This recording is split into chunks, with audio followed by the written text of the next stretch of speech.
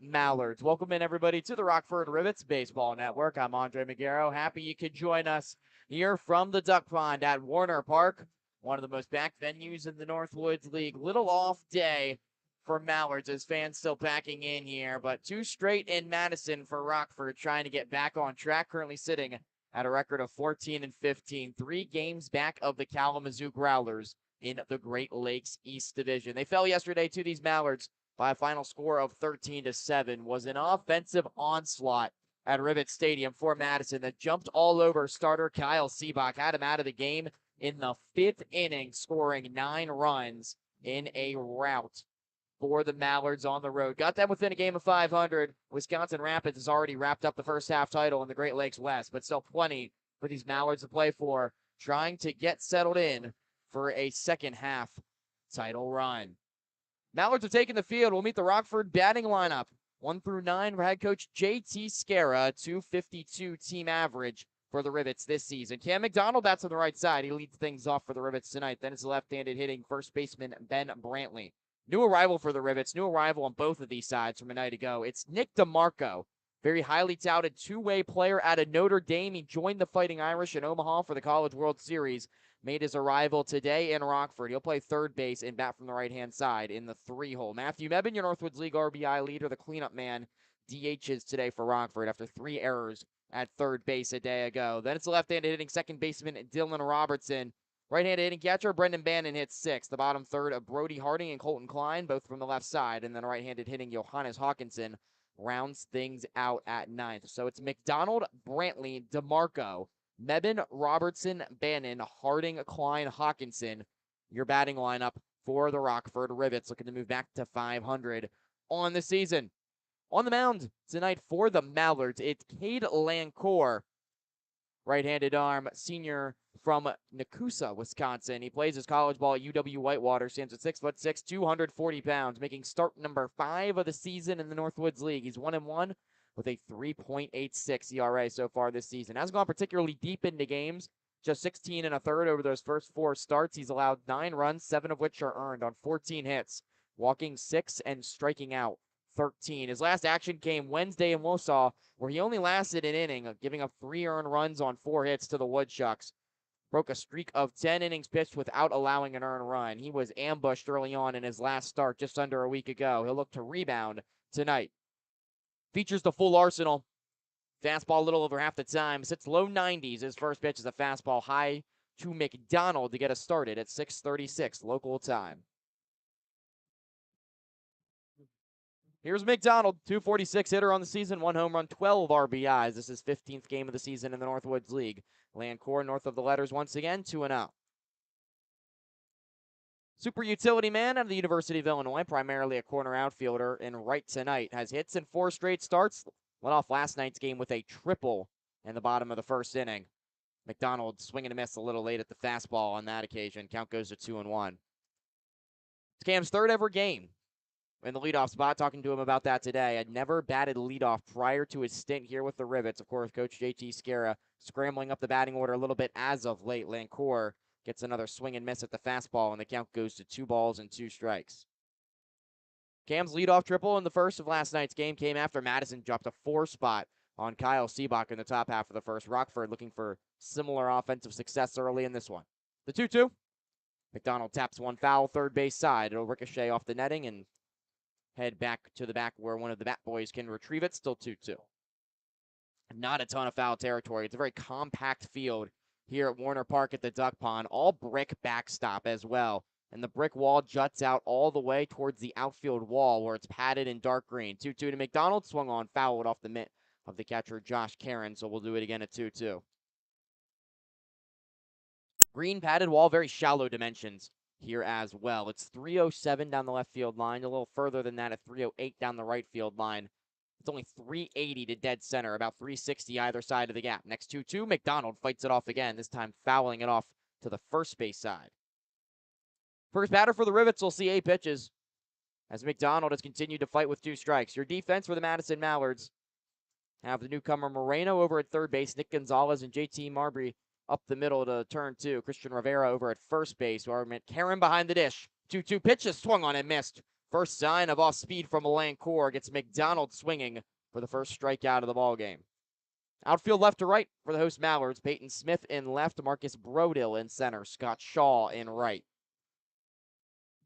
So 1 out, nobody on. Ben Brantley will be your batter now for Rockford here in the top of the first. Just getting started, still scoreless from Madison. Game number 16 for Brantley on the season. Takes inside for ball one. He's 18 for his first 51. That's a .353 average. Man who played the first 3 seasons of his collegiate career at Louisiana Tech, now in the transfer portal. 1 home run, 5 RBIs. Brantley's looked really sharp as he takes a called strike over the outer third. First changeup from Lancour makes the count 1-1. And he's looked really sharp in the Northwoods League so far this season. Most consistent bats we've seen from him in his college days so far. Played sparingly at Louisiana Tech. He takes down low, and the count goes to 2-1. But he's really established himself as an everyday player so far from the Rivets. Into the lefty box, his back foot up against the chalk line. And Lancour dealing from the right side. 2-1 pitch, fastball elevated, foul out of play. Third base side, counts 2-2. Brantley has hits in 5 straight starts. That was snapped last night.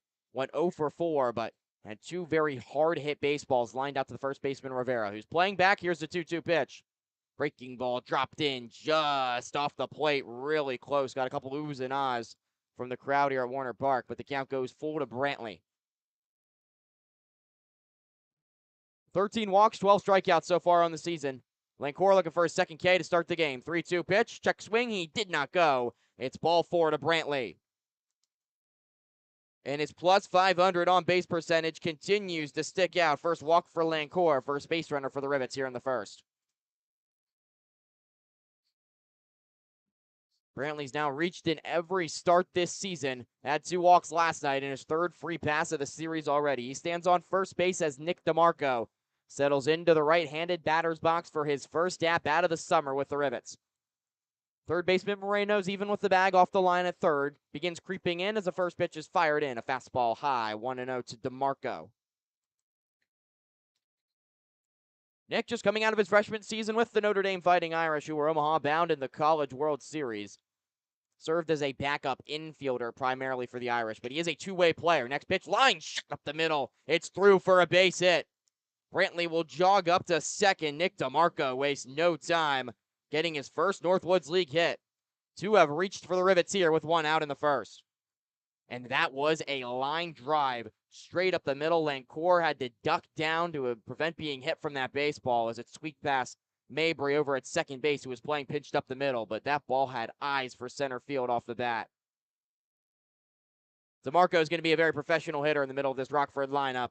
He stands on first, Brantley on second. 1 down in the top of the first, still scoreless, but it's the Northwoods League RBI leader, Matthew Mebane. First pitch of this righty-righty matchup gets fouled straight back from Mebane. .298 average through 29 games for Matt. 5 home runs is the 3rd highest total in the Northwoods League. 31 RBIs. Paces all players. 0 for 3 last night in the series opener. Walked twice, but also struck out twice. Next pitch from Lancour. Check swing. Did he go? No. It's been a couple appeals either way. Rockford's won both of them. It's 1-1 to Matthew Mebane. Your umpire and crew for tonight, Adam Morkin behind the plate calling balls and strikes. You have John Pullen, the crew chief, over at third base, and Jonathan Rector at first base. 1-1 the count to Mebane. 2 on, 1 out for Rockford. Still scoreless top of the first. Here's the pitch from Lancour. Fastball down low. Good back pick by Karen, keeping that ball in front. Prevents the runners from advancing, but Mebane in a hitter's friendly count at 2 balls and a strike.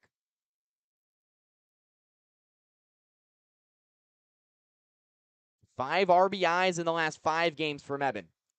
.350 hitter this season with runners in scoring position. Inside move from Lancour. He won't throw over to second. Brantley just jogs back with nobody holding him on. Madison in the normal home white uniforms. The blue bill and the blue M logo on the side. Scripted blue lettering and bulgy blue numbering on the back. Mebane swings and pops one foul behind home plate. The count's 2-2.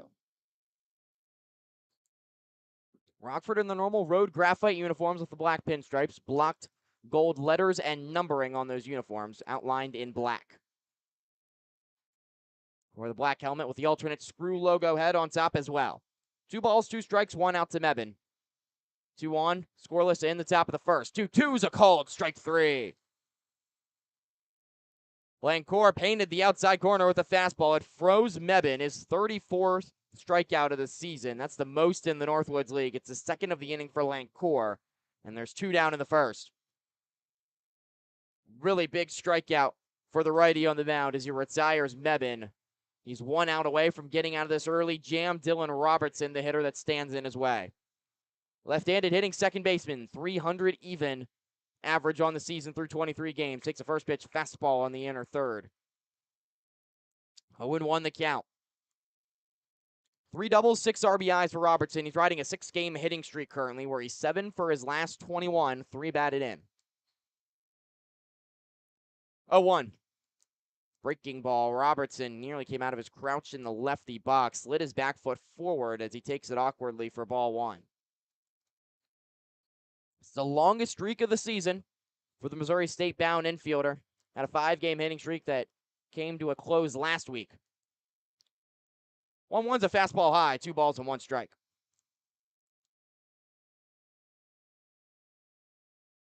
Hitting just a tick under 300 this season with runners in scoring position. He's got Brantley on second who walked. DeMarco with his hard hit single over at first. Infield's back for the Mallards. Robertson hits one on the ground over towards second base. Getting around on it, Mabry at the edge of the outfield grass. His throw to first is in time to nab Robertson and retire the side. Rockford threatens but does not score in the top of the first. No runs on a hit, no errors. 2 men left on base. We played half an inning. Madison coming to the plate against Rockford starter Tyra Barczyk when we come back on the Rivets Baseball Network.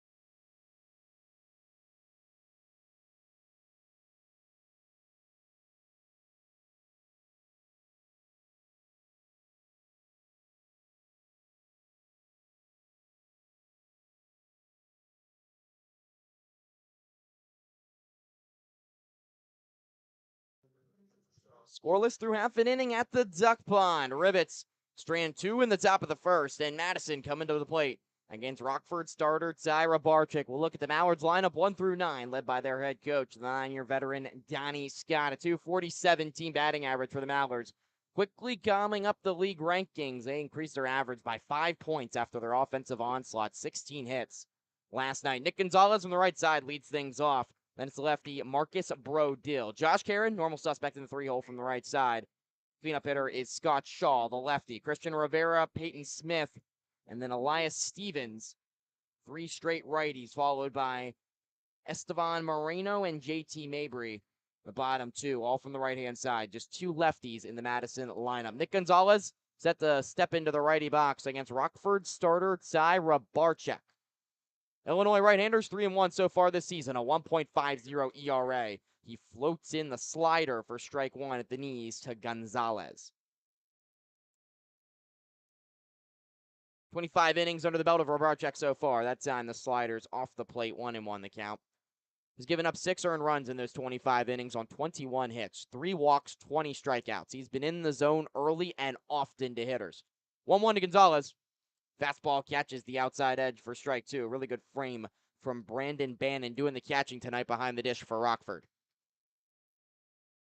Gonzalez, a shortstop from South Florida. Effective hitter so far in the Northwoods League. 6 of his first 22. Barczyk nearly drops in strike 3. It's just over the inside edge, and the count goes to 2-2. Just game number 7 for Gonzalez, one of several returning Mallards to this roster. A double and an RBI to his name. Last night, 2 for 6 in the series opener. 2-2, swung on and missed for strike 3. Steady diet of sliders from Rivets, and an empty swing from Gonzalez, who goes down as the game's first strikeout.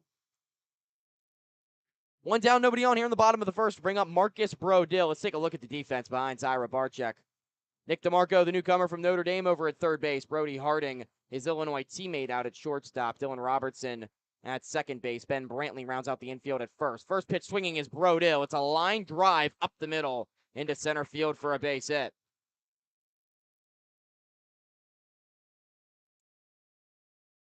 Almost mirrored results here in the opening inning so far. Leadoff strikeout for both the pitchers, and then a hard hit single in the 2-hole. Sets the stage for Josh Caron. It's Johannes Hawkinson in center field for the Rivets tonight. Colton Klein in left. Cam McDonald in right. As mentioned, Brandon Bannon doing the catching. Here's Josh Caron. Major thorn in the side of the Rivets last night in their 13-7 loss. First pitch from Barczyk, slider away for ball 1. Caron's a .327 hitter so far this summer through 28 games. 5 home runs, 18 batted in. And boy, he's even swinging a hot bat as of late. 3 for 4 last night with a double and an RBI, also walked twice. Barczyk off the plate with the fastball, quickly falling behind Caron, now 2-0. The catcher from Nebraska, .416 on-base percentage this summer. Last night was his third 3-hit game in his last 4 games played. He has been locked in at the dish. 2-0, line shot on 1 hop. Harding has it. Relay to second for 1. Robertson to first in time. A double play. That's been regularity behind Tyra Barczyk. 6-4-3 retires Madison in order here in the first inning. No runs on a hit, no errors, nobody left. Scoreless through 1 here on the Rivets Baseball Network.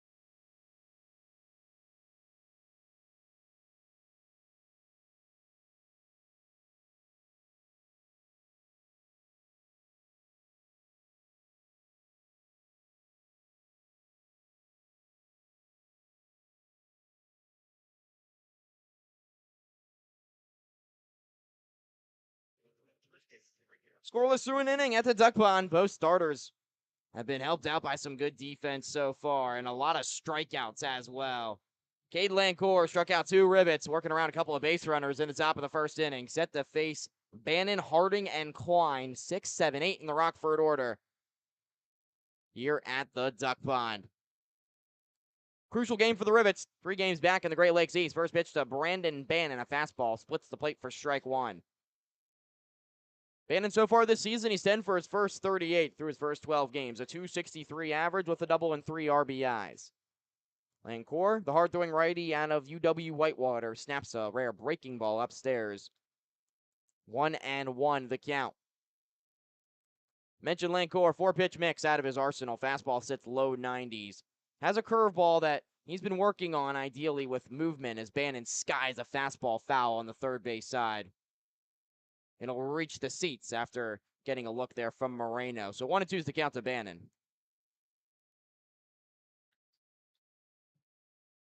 But for Lancour, uses the fastball 61% of the time. It's an even split for the most part between the curveball and the slider, but the slider has definitely been more of a primary out pitch in the Northwoods League this summer.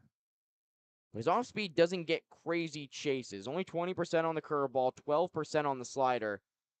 Changeup doesn't throw it very much at all. We saw one to Ben Brantley, the only lefty he's seen so far in his first at bat. He's only thrown 5 as documented in his Northwoods League outing so far.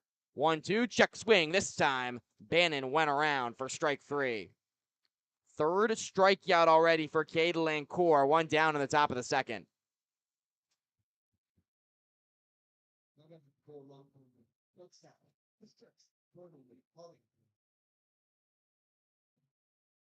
Rockford strikes out with the best of them in the Northwoods League. 283 as a team coming into tonight. That was third most in the league. You already had 3 on there tonight as Brody Harding steps into the lefty box with 1 out and nobody on in a scoreless game in the top of the second.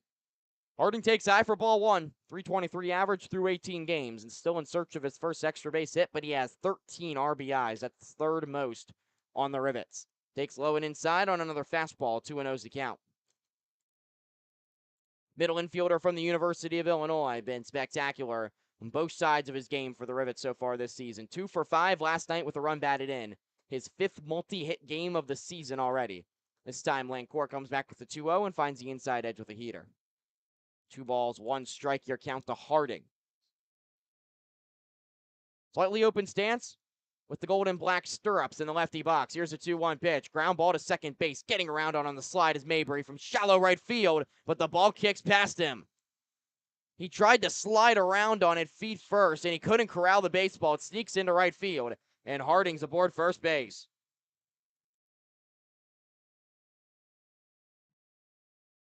Wait and see how it's scored, but Harding, the third Rockford base runner of the night, it brings up Colton Klein.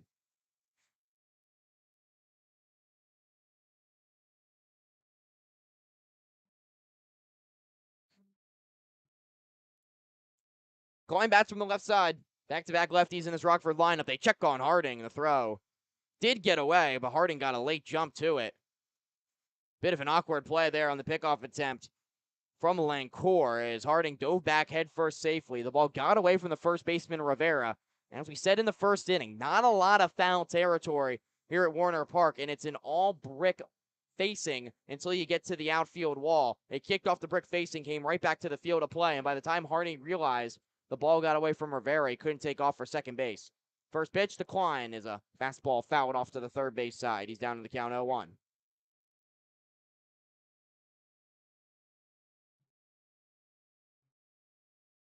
It is scored as an infield hit for Brody Harding. Back-to-back starts in this series with a hit for the Illinois infielder. Next pitch to Klein. Just off the plate, counts even. The outfielder out of Carthage College, a .233 hitter through 18 games for the Rivets. Home run and 7 runs batted in. He's 0 for his last 8. First time seeing action since Saturday against Traverse City. He contorts himself out of the way in the lefty box as a fastball brushes right past his belt loop and makes the count 2-1. But before that 0 for 8 stretch, Klein was 5 for his last 15 with 6 RBIs. Looking to get hot again at the bottom of the lineup here for Rockford, where he's had a lot of success. 2-1 pitch, fastball swung on and missed. Count goes to 2-2.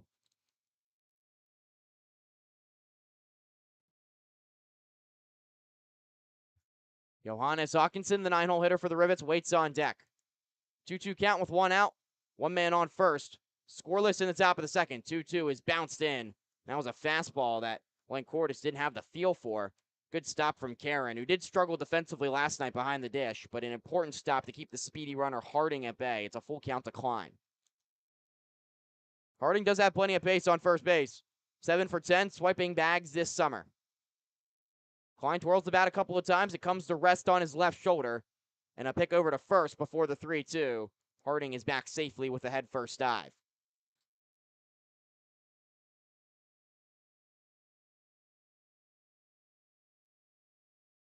3 balls, 2 strikes, 1 out.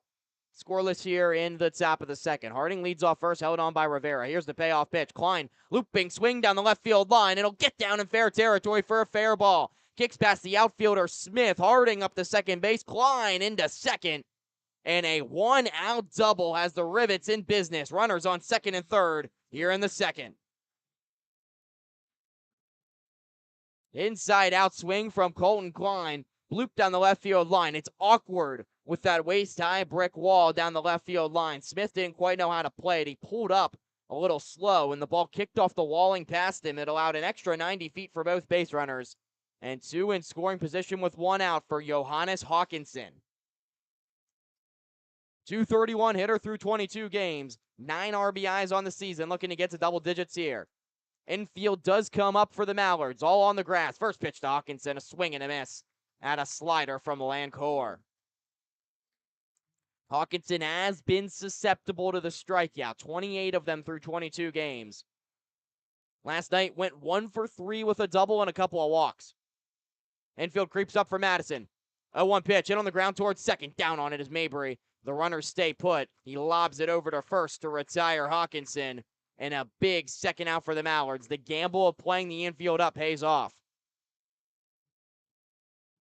Mabry went down to a knee to block that baseball on a slow roller to second base. And Hawkinson sat down. Runners stay at second and third with 2 outs for Cam McDonald, the top of this Rockford lineup. 12 RBIs for McDonald, 4th highest total on the Rivets. First pitch to him. Fastball over the inner third for strike 1. McDonald was a strikeout victim, went down swinging in the first. Already 3 for Cade Lancourt, the righty on the mound out of Whitewater. Here's the pitch to McDonald. Line shot. It's past Rivera into right field for a base hit.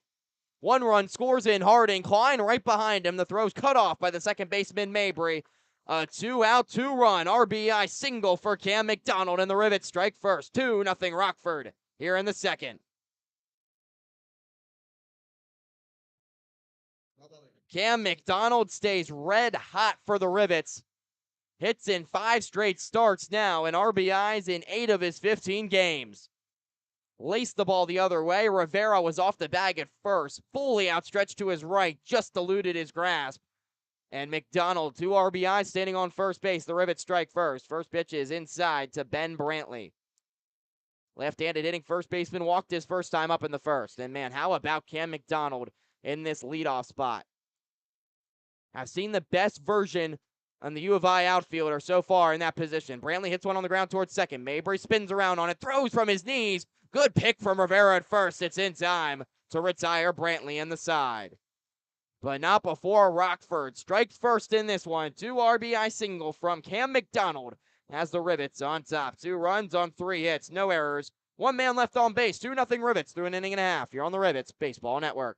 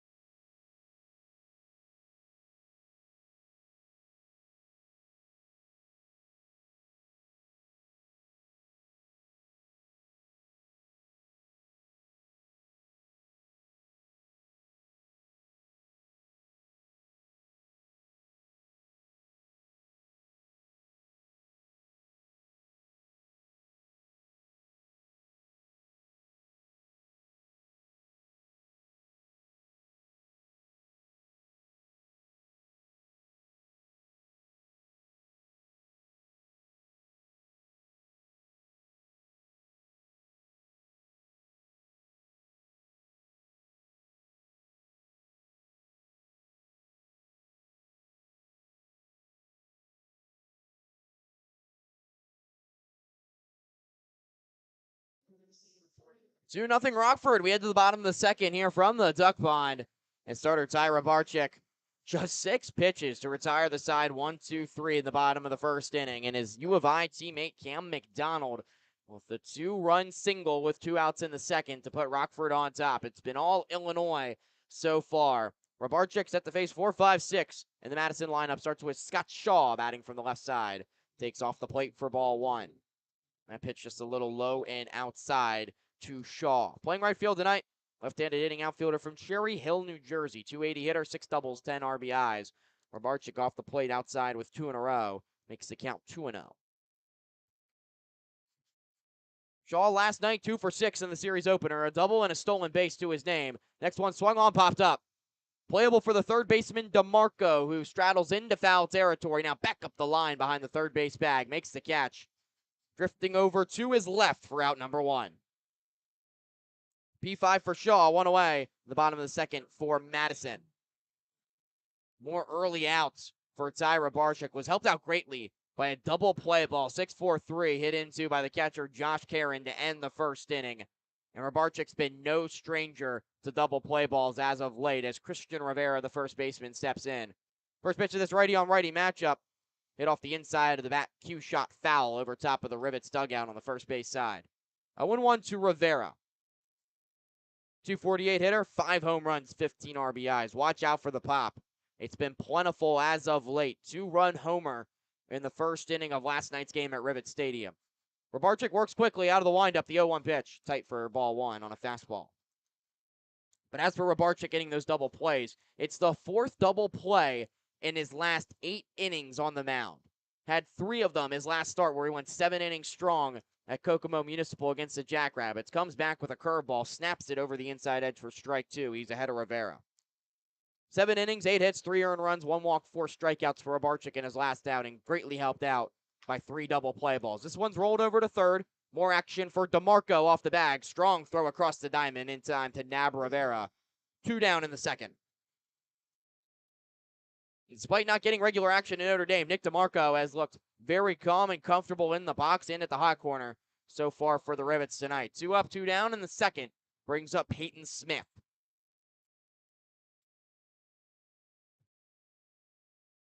Just 7 pitches so far for Robarczyk to get the first 2 outs in this inning. Smith, a righty-on-righty matchup. First pitch, slider, hit foul, slammed off the facing of the Rivets dugout to the first base side. Smith is a .235 hitter through 26 games. 2 home runs, 15 runs batted in the Northwoods League so far this summer. Also had a 2 for 6 night a night ago with a couple of RBIs, but did strike out 3 times. Robarczyk comes back with another slider, swung on and missed. He's down in the count 0-2. Looking for a 10-pitch frame, 0-2 pitch. Check swing, did he go? No, he did not. It kicked away from Bannon on another slider in the dirt. Would have been a close play at first. Backstop does jut back a little further here at Warner Park compared to the rather small amount of foul territory up the baselines and towards the outfield. Regardless, it's a 1-2 count to Smith. Robarczyk out of the windup on the first base side of the rubber. Set at the belt. Now kicks and deals. Went with another slider away. Bannon slides across into the lefty box to catch it. 2 balls, 2 strikes to count to Smith, who didn't even think about swinging.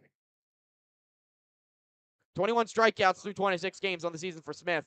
Robarczyk's upstairs with a fastball, and just like that, the count goes full. First 3-ball count of the night from Ty Robarczyk. Here's the payoff pitch. Swung on, tapped foul, third base side. He'll stay at 3-2.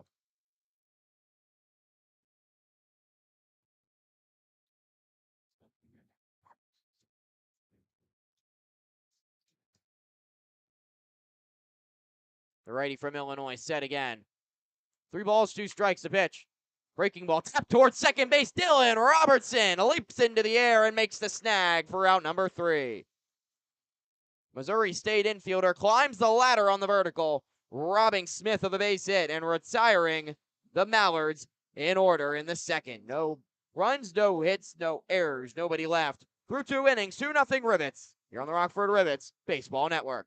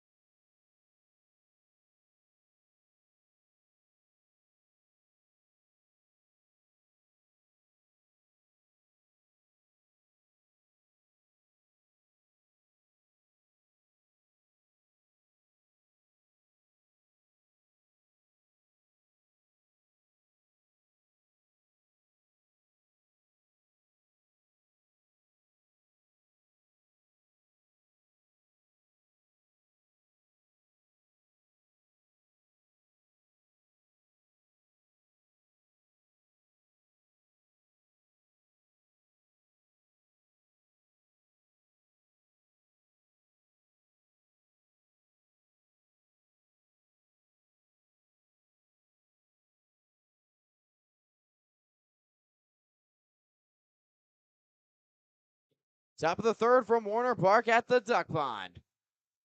Rockford leads Madison 2-0. DeMarco, Mebin, Robertson, 3-4-5. The scheduled hitters against starter Cade Lancourt for Madison. It's been a little polarizing so far on the mound. 3 strikeouts, but has given up 4 hits and 2 earned runs. Some extremely hard-struck baseballs from this Rockford team. One of them came off the bat of DeMarco his first time up. And his first Northwoods League at-bat as he takes inside for ball 1.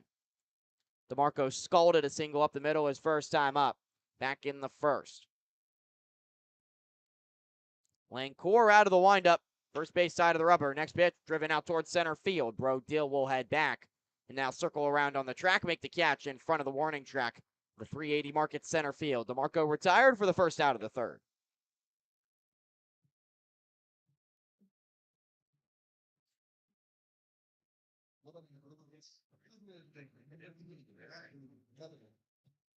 One out, and that'll bring up Matthew Mebin to the dish. He went down looking his first time up in the third. Was one of 3 strikeouts so far for Lancourt. First pitch to a Mebin. High pop-up that'll reach the seats on the third base side, out of play.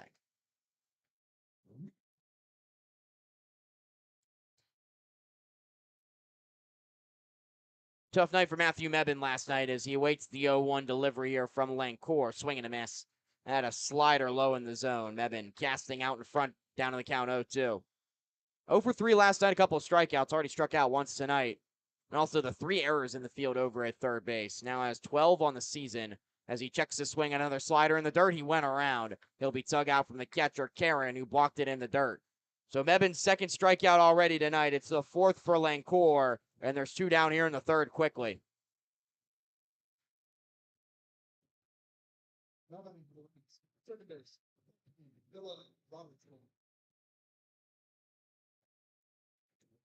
Two down, nobody on. Dylan Robertson, your hitter. Grounded out to second base his first time up. First pitch upstairs for ball 1 to Robertson, who made a sensational catch over at second base to end the last half inning. Has been a natural in a couple games he's gotten at second base. Usually a third baseman by trade as he hits one foul first base side to make the count 1-1. Of course, Robertson struggled over at third base earlier this season. Had the 4-error game. He's only had 1 error in the 7 games since then. So he's really bounced back nicely defensively. Lefty in the box, committed to play at Missouri State. 1 ball, 1 strike to count. Changeup floats away outside for 2-1.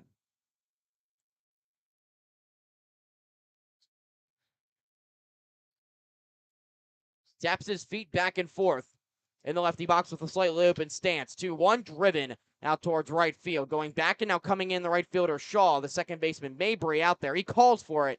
Makes the over-the-shoulder catch. Side is retired in order very quickly here in the third. No runs, no hits, no errors. Nobody left on base. Still 2-0 Rivets. We head to the bottom of the third after this. Here on the Rivets Baseball Network.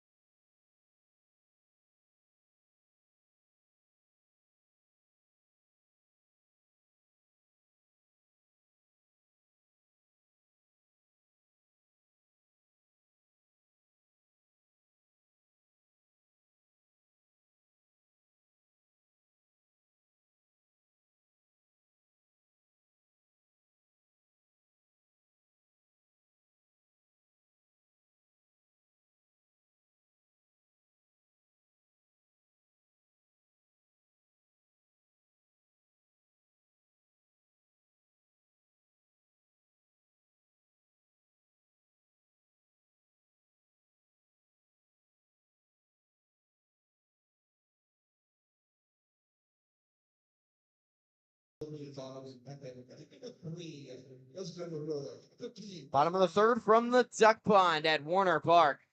2-0 Rivets off the 2 RBI single from Cam McDonald. Bottom third of the order due up for the Mallards. First 6 have been retired in order from starter Tyra Barczyk on the mound, the righty out of the University of Illinois. A couple of new faces in the series coming to the dish this inning for the Mallards. Starts with Elias Stevens, DH just arriving today from Maryville University. Takes up and away for ball 1. Righty on righty matchup against Barczyk. Here's the 1-0. That one pops the glove of Bannon over the middle for a called strike. 1-1 the count. 328 hitter this season for Maryville University through 48 games is Stevens, tonight's DH. Barczyk's working quickly. Fastball over the outside edge freezes Stevens. The count's 1-2.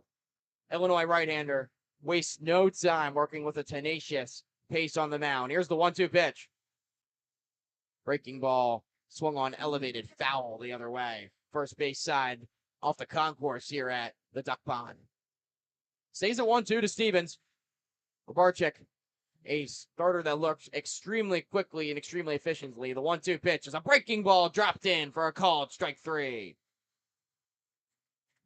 Stevens down looking, second strikeout for Barczyk, 1 down in the third.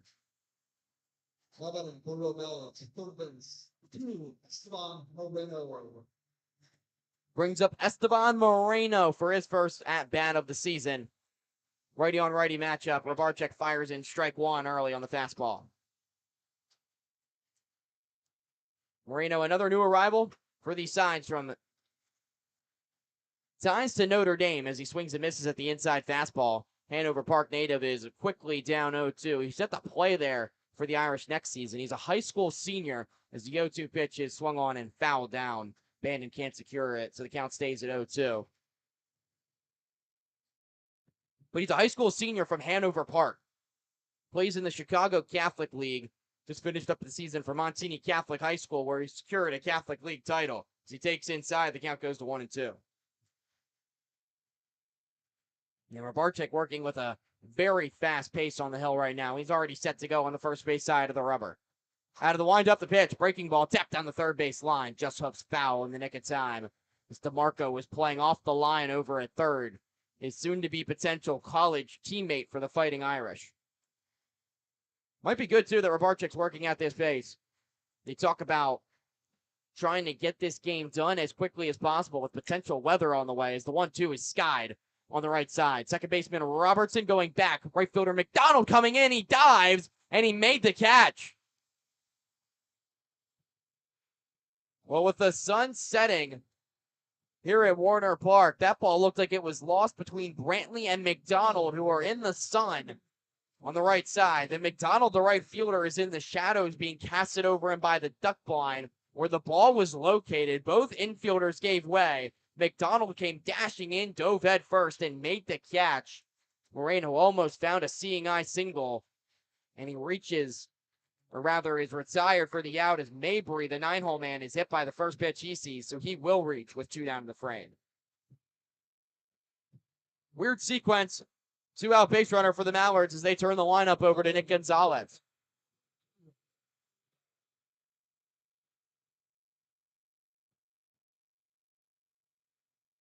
We talk about what might be on the way here tonight.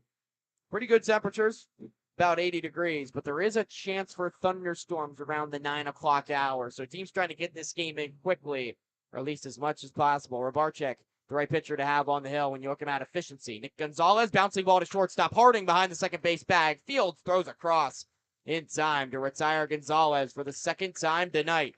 Tyra Barczyk stays efficient. 2-out hit by pitch. Doesn't hurt the Rivets. No runs, no hits, no errors. 1 man left on base. Through 3, 2-0 Rivets. Here on the Rockford Rivets Baseball Network.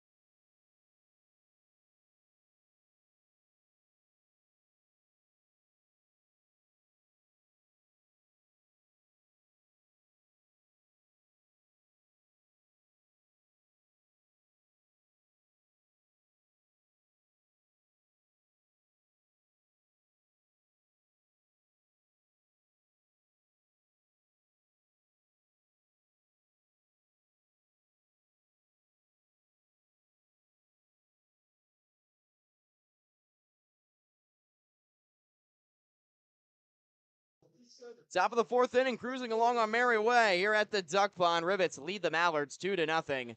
What's quickly turned into a pitcher's duel. Zyra Barczyk's been locked in for Rockford, and Cade Lancour, plenty of strikeouts. First time through this Rockford lineup, set to face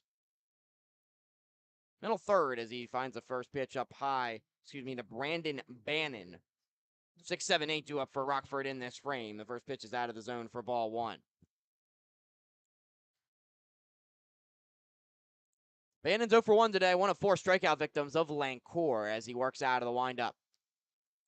First pitch, just off the outside edge. Bannon takes once more, the count's 2-0. Catcher out of the University of Illinois at Springfield. 363 hitter this season at Springfield, 9 home runs, 51 runs batted in. Can play all across the infield, but has been very highly heralded for his defensive mechanics, especially behind the plate for Rockford in recent games. His pitch framing of Ross Thompson on Sunday was held in high regard from the Heidelberg righty. 3-0 pitch, puts the plate for strike one.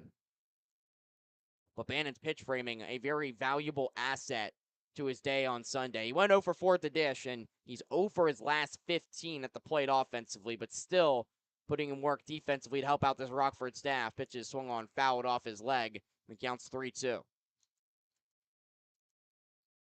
And we've seen a lot of that tonight with Barczak, who's working quickly and efficiently, mowing down these Madison hitters.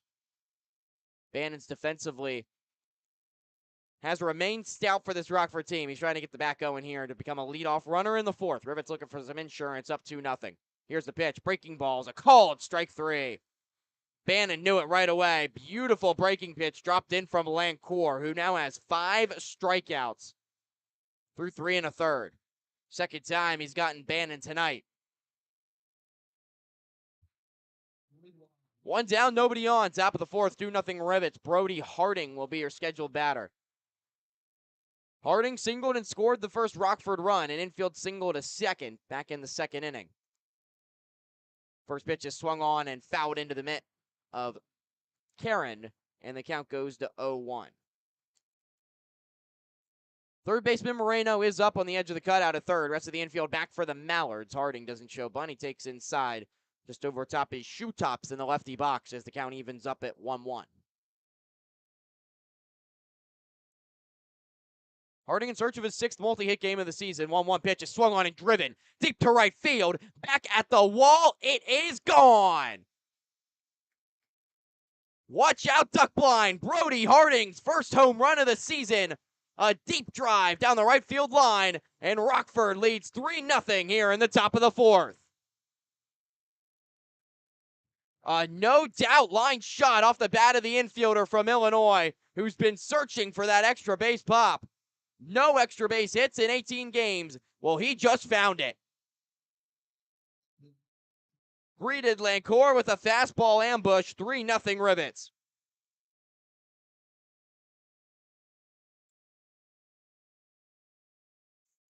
That brings up Colton Klein. First pitch swinging. He fouls it straight back.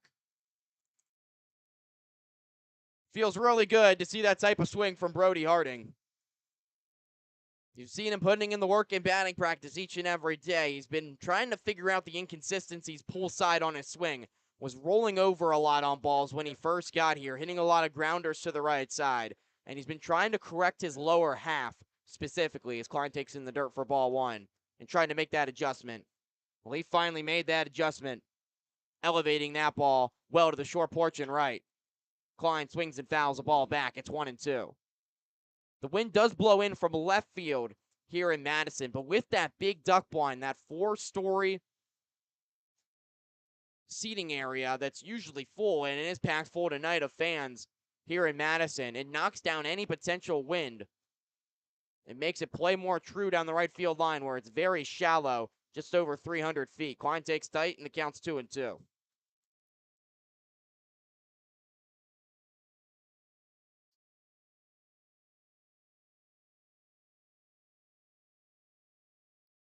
Two balls, 2 strikes. Here's the pitch from Lancour. Klein, a half-hearted swing. He fouls it off his leg to stay in the box. Lancour dropped in a filthy changeup on that occasion that bottomed out, and the Carthage outfielder dropped down to a knee to stay alive.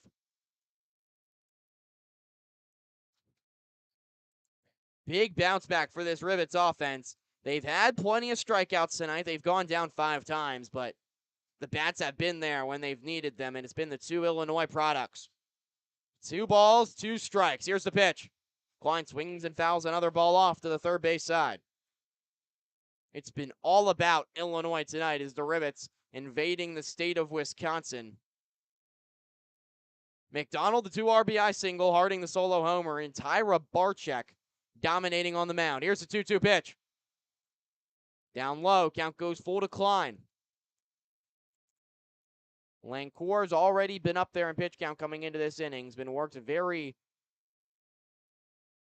continuously by these Rockford bats. He's already up towards 70 pitches. Here's the payoff to Klein. It's swung on and tapped foul again. And now if you're Madison, you got to start to think about making a potential move to the bullpen here.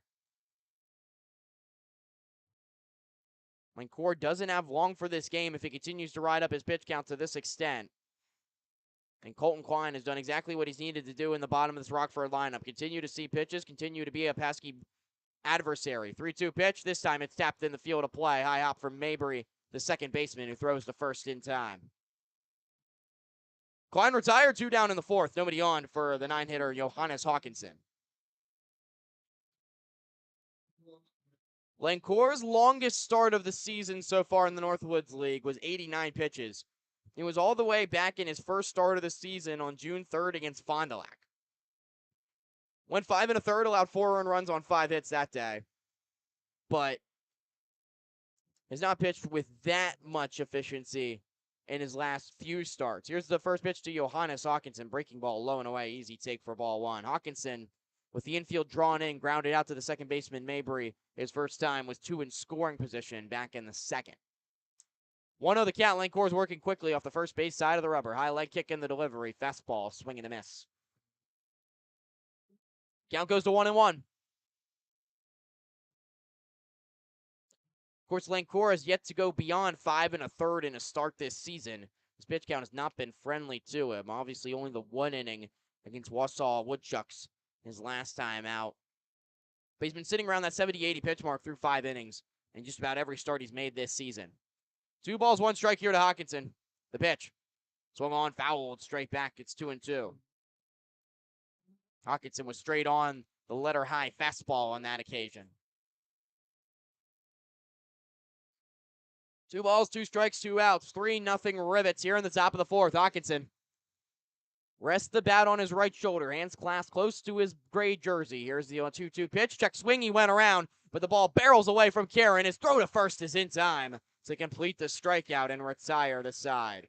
It's the 6th strikeout now 2 times through the order for Cade Lancour. The side is retired, but he has been greeted with some hard contact tonight. Brody Harding, a solo home run to deep right field, adds on to the Rockford lead. 1 run on a hit. No errors. Nobody left on base. 3-0 Rivets through 3.5. You're on the Rivets Baseball Network.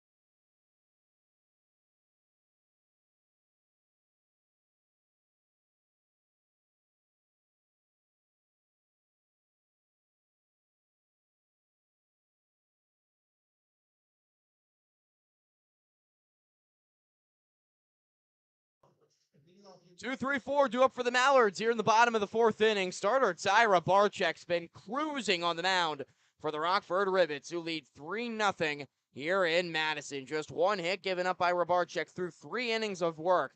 That hit came on a first pitch ambush from Marcus Brodill, who nestles into the lefty box to lead things off.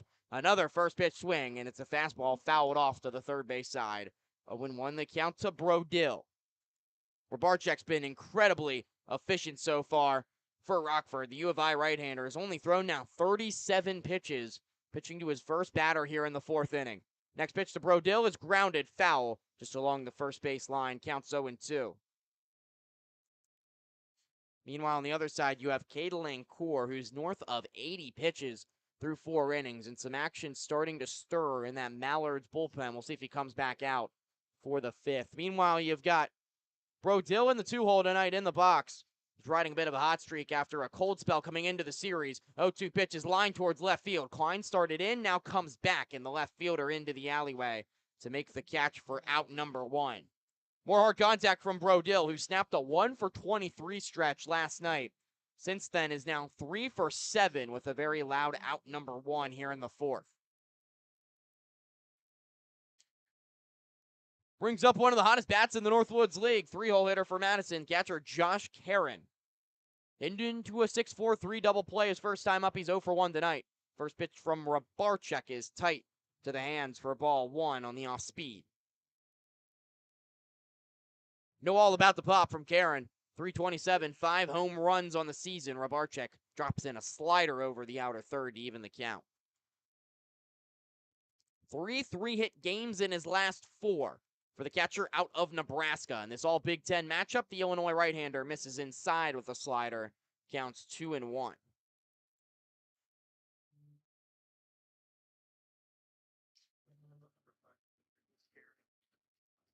Karen sets in the righty box.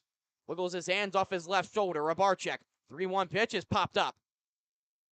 Right side, second baseman Robertson gives way to McDonald. The right fielder comes in to make the catch. In shallow right for out number 2.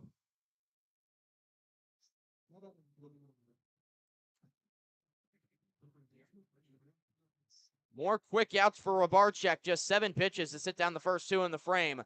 Nobody on here in the bottom of the 4th for Scott Shaw. Shaw popped out to the third baseman DeMarco his first time up. He bats from the left side against the righty Robarchek. Big windup in the pitch. Fastball just outside for ball 1 to Shaw.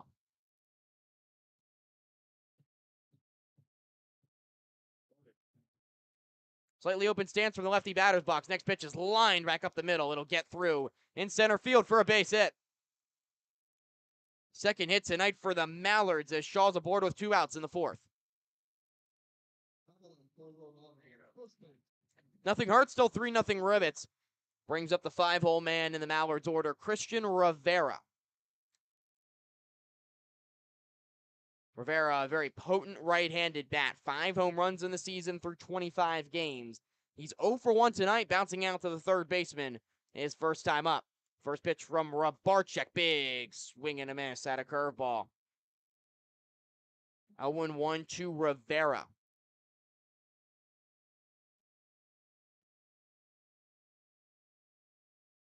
Multiple hits in his last 2 for the catcher playing first base for the Mallards tonight as Robarchek outside with the off-speed. Bannon shimmies over to his right to block it. The catcher keeps the runner from advancing. The count's 1-1 to Rivera. Rivera, journeyman, started at the College of Central Florida before transferring to St. Petersburg College, finally ending up at Erskine this past spring. Robarchek outside, counts 2-1. Hit 320 this year at Erskine, 12 home runs, 42 runs batted in through 48 starts.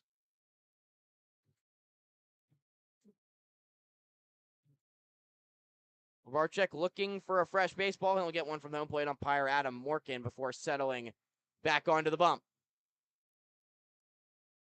Shaw leads off first with the 2-out single being held on by the first baseman Brantley. Rest of the infield back for Rockford, leading by 3. Robarchek dangles down the right arm, pins the glove to his left knee as he gets the signal from Bannon. Now comes set at the belt, kicks and deals off the first base side of the rubber. Breaking ball snapped over the outside edge. Freezes Rivera. Counts 1 ball and 2 strikes.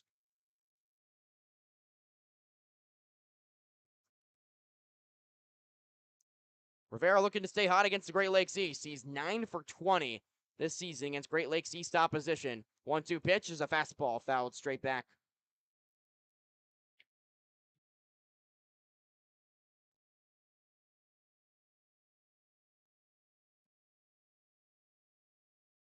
Barczyk works with a fast and furious pace on the mound, gets a fresh baseball immediately, is set to go as Bannon lays down the signs. Deep breath in the 1-2. Breaking ball hit on the ground towards third base again. It's DeMarco off the bag. Goes a short way to second to erase the runner in Shaw and retire the side on the fielder's choice.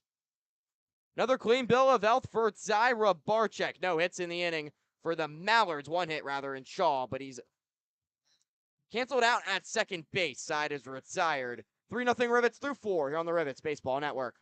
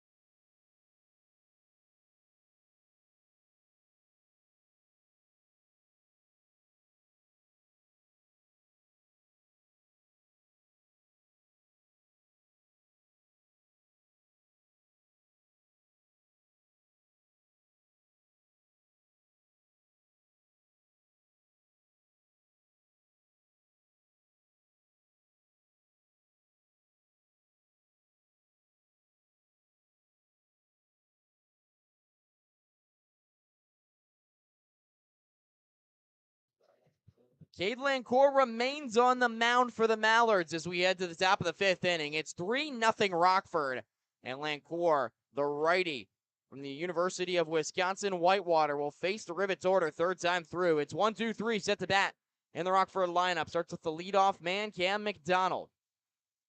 It's been an exciting matchup to watch between these two as the righty works off the first base side of the rubber. Out of the windup, his first pitch low and away to McDonald for a ball 1. Illinois outfielder has struck out and also delivered a 2 RBI single the opposite way off his adversary on the bump. Here's the 1-0 pitch. McDonald, hard hit ground ball to shortstop. Gonzalez gobbles it up on a short hop. Delivers a strong throw over to first in time to nab McDonald for the first out of the 5th. Lancourt now at 76 pitches in his outing. He will continue to see action here in the 5th as Ben Brantley comes to the dish. 3 runs on 5 hits for the Rivets, no errors. No runs on 2 hits for the Mallards. Brantley today, 0 for 1 with a walk back in the first. First pitch to him is down low for a ball. Left-handed hitting first baseman.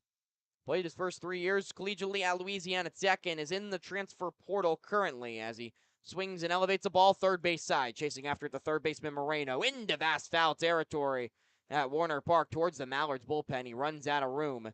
As it reaches the seats, the count goes to 1-1 to Brantley. So 1-1 the count. Still 3-0 Rivets here in the 5th. Lancourt has worked into the 5th inning in all but one of his starts so far this season, but has not gone beyond 5 1/3. See how long he has for it here. The 1-1 to Brantley. Driven out towards center field. Brodil started out, now comes way in and makes the catch in what winds up being shallow straightaway center field. Brantley retired, 2 up, 2 down here in the 5th.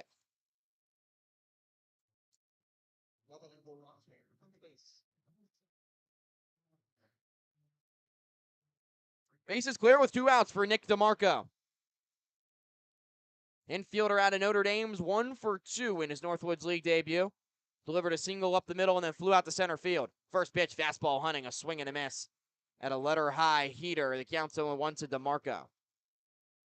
Lancourt has had his good moments on the mound tonight. 6 strikeouts for the hard-throwing right-hander that sits in the low 90s with the heater, in addition to those 3 runs given up. 0-1 to DeMarco. Slider away. Count goes to 1-1.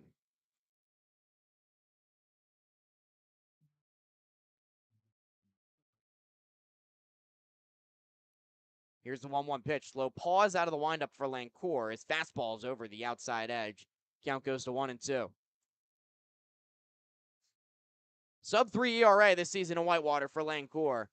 Efficient local product that is given plenty of length to the Mallards. At times this season, his 1-2's upstairs. Also a very accomplished Northwoods League journeyman. Native of the state of Wisconsin. And this is his 4th summer in the Northwoods League, only a 2nd with the Mallards. Pitched 8 2/3 for the Wilmer Stingers in 2019. Joined Kalamazoo in 2020 in the pod system. DeMarco hits this one on the ground. It eats up the third baseman Moreno. And that's going to allow DeMarco to reach with 2 outs here in the 5th. Looked like a routine ground ball to Moreno, who just let it eat him up on the short hop. It's going to go down as an E5. First error of the ball game for either side. DeMarco reaches with 2 outs.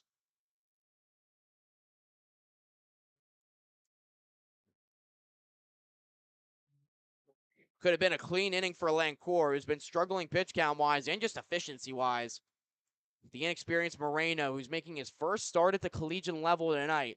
Let that ground ball get the best of him. Now Matthew Mebane sends a high pop-up on the right side. Racing out the second baseman Mabry. Trying to take charge is the right fielder Shaw coming in. He makes a catch. And that retires the side. Mebane's 0 for 3 tonight. And the side is retired. No runs, no hits. 1 error. 1 man left on base. Still 3-0 Rivets. We head to the bottom of the 5th after this on the Rivets Baseball Network.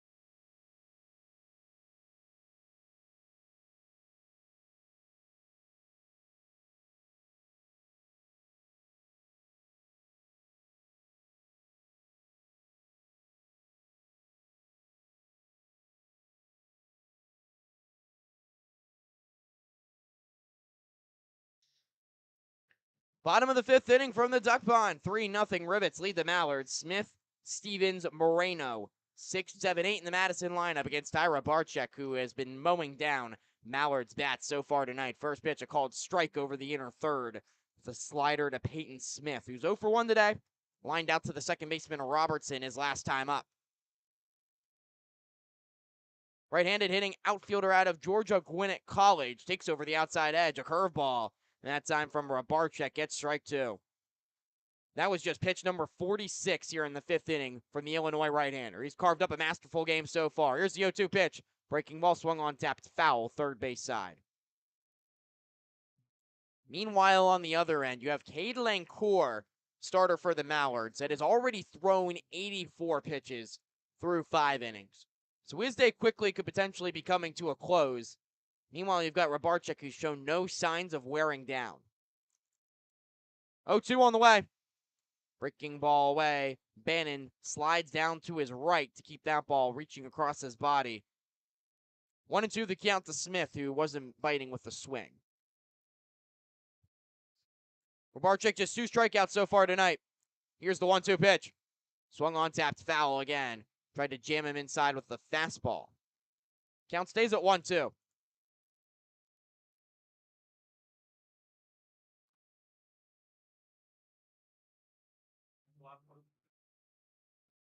The right hitter on Illinois gets a new baseball back and is set to go right away. Here's the next 1-2 pitch. Fastball inside. This time Smith doesn't go around with the swing. The count's 2-2.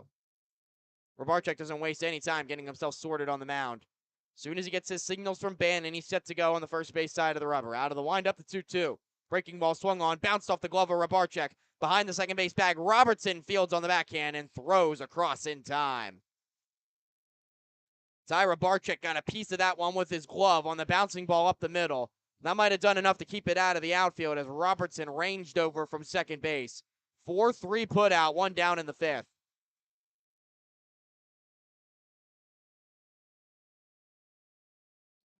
One down, nobody on for Elias Stevens. Went down looking in the third. He's 0 for 1 tonight. First pitch fastball is outside for a ball to Stevens. Every out, a big one for Rybarczyk when you talk about continuing to keep that rhythm on the mound. Next pitch is a fastball up high, makes the count 2-0, excuse me.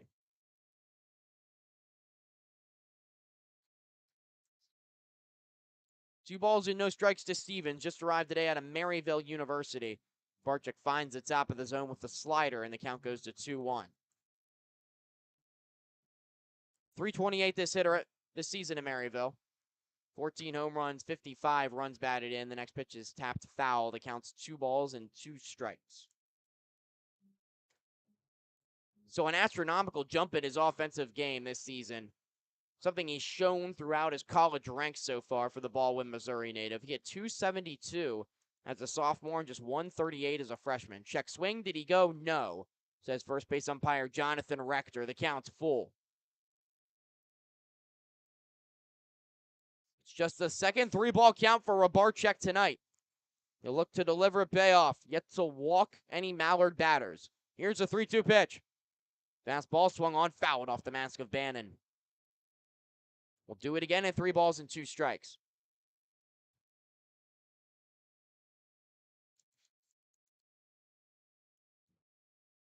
Second time through the order, Mallards slowly starting to wear down that pace of Rybarczyk, starting to see some deeper counts. See if that streak continues here. Rybarczyk still hasn't allowed that much traffic on the base paths. Here's a 3-2 pitch. Blowing away for ball 4. There's the first walk as Stevens is aboard.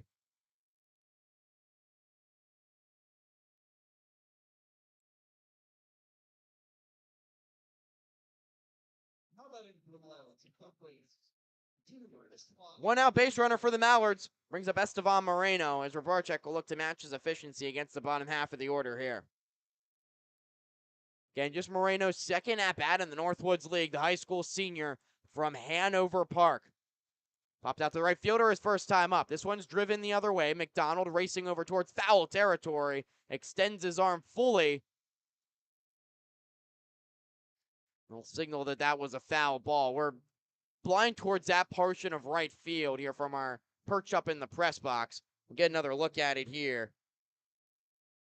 And we see exactly the same thing. There's fans all the way up the right field line as it juts back inward and then back outward right around the TSARP area here at Warner Park. So we can't see McDonald trying to make that play on the baseball, but he came up a little short. Not a lot of foul territory for him to range into. So the count's 1-1 to Moreno.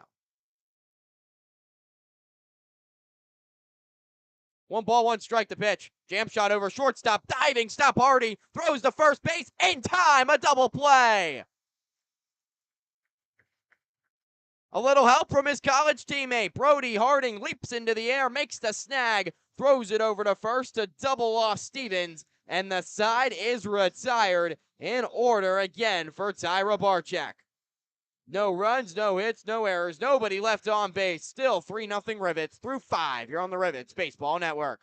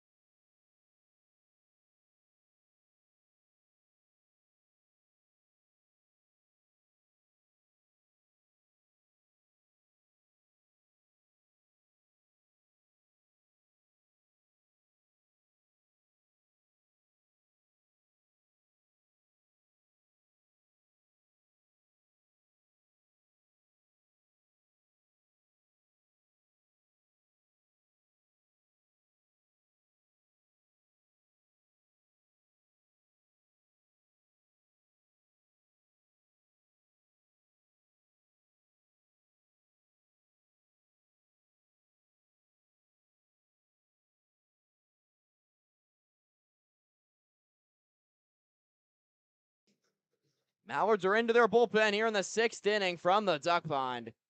They bring on a hard-throwing right-hander, trying to make a difference. Gage Lockhart, the second Mallards arm to be used tonight. 3-0 Rivets if you're just joining us already in the 6th inning. We've continued to cruise on our merry way just over an hour into this ballgame. Tyra Barczyk has been automatic on the mound for the Rivets.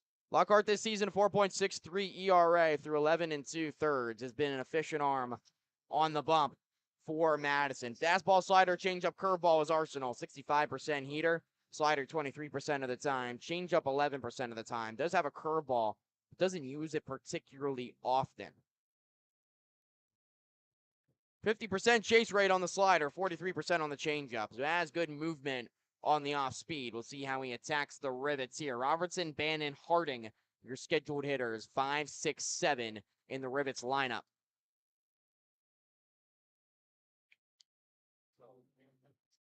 Just 6 earned runs through 11 2/3 for Lockhart this season. Last pitch against Battle Creek 5 days ago, where he pitched an inning and 2/3 scoreless on Thursday, giving up 0 runs on a hit with 2 walks and 2 strikeouts.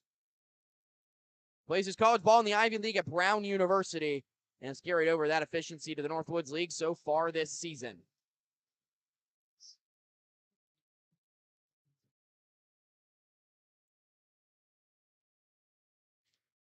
Robertson today 0 for 2. Into the lefty batter's box, wiggles the bat off his left shoulder. Couple of toe taps. First pitch from Lockhart's a fastball straight down the chute for strike 1. 0-1 the count. Robertson, the second baseman for tonight. Looking to continue a season-high 6-game hitting streak. Next pitch is grounded, first base side, foul. In between the first baseman Rivera and first base coach Tyler Fletcher, the count's 0-2 to Robertson.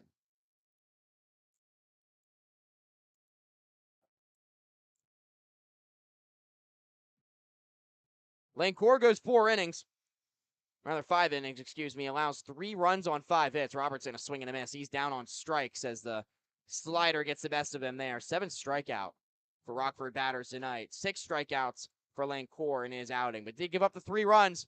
Solo home run from Brody Harding and a 2 RBI single from Cam McDonald. Just the 1 walk from Lane Core. He was in the strike zone early and often, but he leaves on the losing end of this decision. He threw 84 pitches through those 5 frames. Ultimately, what did him in. Here's Bannon, 0 for 2 with 2 strikeouts tonight. First pitch to him is inside for ball 1 on the fastball.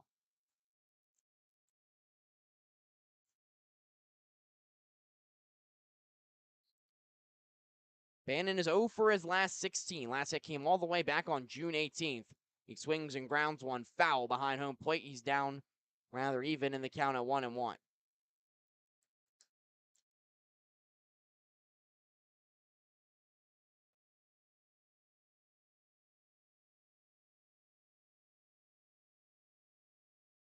Moreno's even with the bag at third, playing off the line. First baseman Rivera all the way back, as is the middle infield for the Mallards, as the next pitch is tight to Bannon once more. The count's 2-1.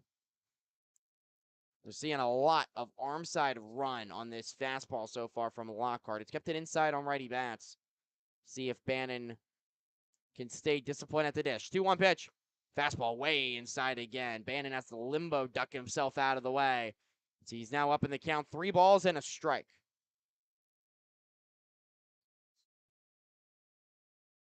Right-handed bat of the University of Illinois Springfield looking to reach with 1 out here in the 6th. 3-0 Rivets lead. Long pause in the windup from Lockhart. Fastball's on the outside edge. Bannon took 1 step towards first base, thinking it was ball 4. Now has a word with home plate umpire Adam Morkin about the location. It must have been right at the knees on the outside edge. 3 balls, 2 strikes to count.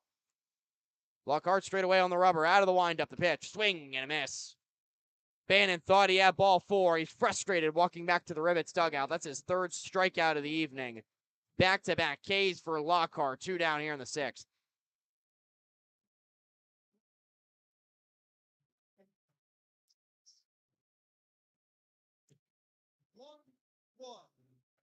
Makes way for the shortstop, Brody Harding, who's had plenty of offense tonight for the Rivets. He scored 2 of their 3 runs. He singled and hit a solo shot. off of Lancourt. First pitch is bounced in for ball one on the fastball. Harding hit a towering shot to the duck blind down the right field line, the 4-story seating area here in Madison. His second time up, as he takes letter high. The fastball makes the count 1-1.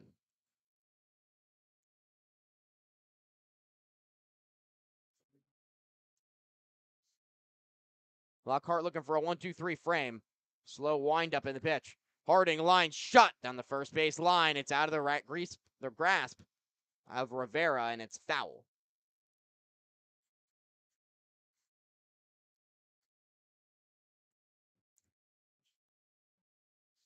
So the count 1-2 now to Harding. Nearly had a double down the line there. So he continues his hot swing. Pull side. 1 ball, 2 strikes. Lockhart, a long pause at the top of his delivery. The pitch, he spikes the breaking ball in. Must have just eluded Harding. Thought it hit him for a moment, as it bounced in about 3 feet in front of him in the lefty batter's box, but he skips out of the way, and the count's 2-2. And one barely missing the Illinois infielder. He's back set in the lefty box, choked up on the bat. Here's Lockhart's 2-2. And this time way outside, and the count's full. A little overcorrection that time after spiking in the off speed. The fastball way away. Full count delivery on the way. Here's the pitch. Harding, ground ball over towards shortstop. Gonzalez gets around on it, loses his footing, and the baseball behind him. Harding reaches first base for the 3rd time today. Already had an infield single and a homer. See how it's scored. That likely to be an E6 on Gonzalez. Harding's reached 3 times today. And it is scored as an E6. Gonzalez, who's usually a very sure-handed shortstop. That's his 4th error of the season already in his 7th game. So his defensive struggles continue, as allows Harding to reach and extend the inning for Colton Klein. Klein takes strike 1 over the outside edge. Carthage outfielder doubled and scored in the 2nd, grounded out to 2nd in the 4th. Klein's double was a blooper the other way into left field that ate up the left fielder Peyton Smith back in the 2nd. Scored the 2nd of Rockford's 3 runs on an RBI single from Cam McDonald. This one's a little dribbler up the 3rd base line, but it hooks foul.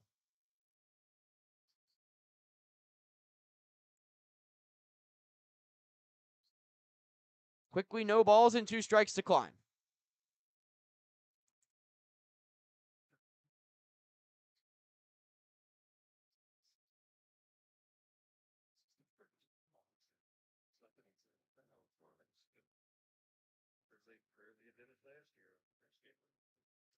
Klein nearing the end of his time with the Rivets, one of those temporary players, along with the man on deck in Hawkinson.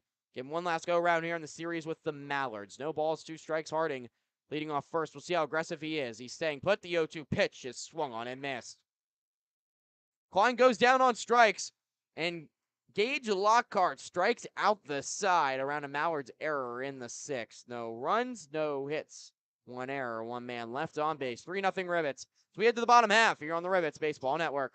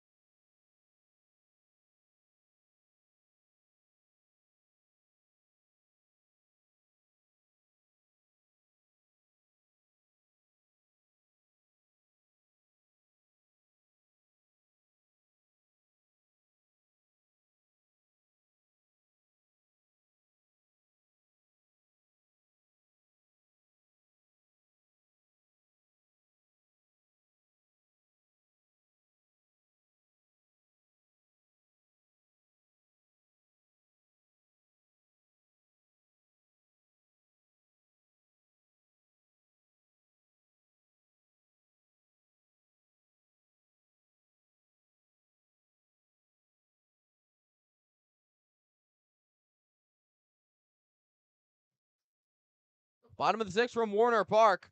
9-1-2 due up for the Mallards. First pitch from Tyra Barczyk. Slider over the outside edge for strike one. Nobody can slow down the right-hander out of Illinois right now. He's thrown 65 pitches through 5 innings. Here comes pitch number 67. Grounder up the middle, ranging over the shortstop. Harding bobbles it for a minute behind the second base bag. He doesn't have a play.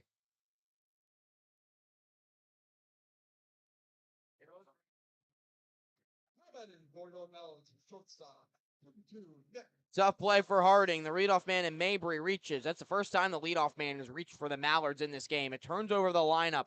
Third time through for Nick Gonzalez.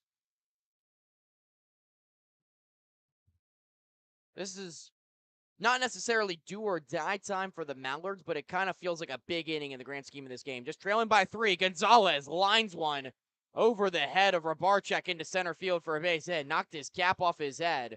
Back-to-back base runners for the Mallards. Third time through. Finally starting to get around now on Rabarczyk. So Gonzalez 1 for 3 today. Brings up Marcus Brodil. First time Madison's had multiple base runners on all game against the right-hander from Illinois. But again, third time through the order for Madison. They haven't had much going offensively against Rabarczyk. Now the error from Harding, just his second of the season, and the single from Gonzalez has them in business. The tying runs at the plate. He takes strike one over the middle of the plate. Brodil today, 1 for 2. Singled in the first, flew out to left field in the fourth. First baseman Brantley's up. Rest of the infield back for Rockford. Here's the pitch. Off speed left upstairs. It counts 1-1.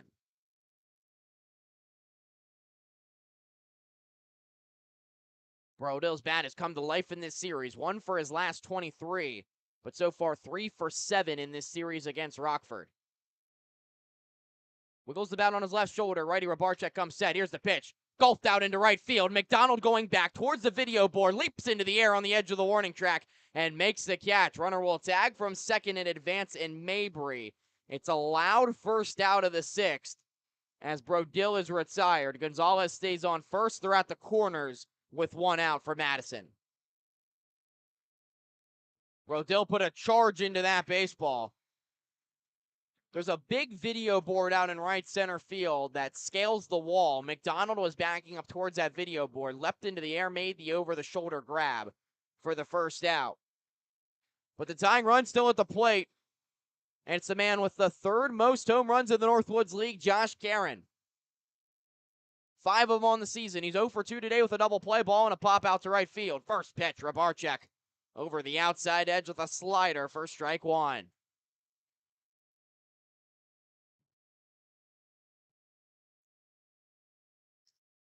Caron has not homered in his last 10, but he does have 5 doubles in his last 5 games. Awkward swing. He went around on the inside fastball. Tried to hold up on the tight delivery, but Rabarczyk gets the swing. He's ahead, 0-2. All Big Ten matchup. This would be a massive second out for the Rivets here. Rabarczyk set on the first base side of the rubber. Stares down his target. Runner from first goes. Pitches high. Throw down from Bannon. In time to get him.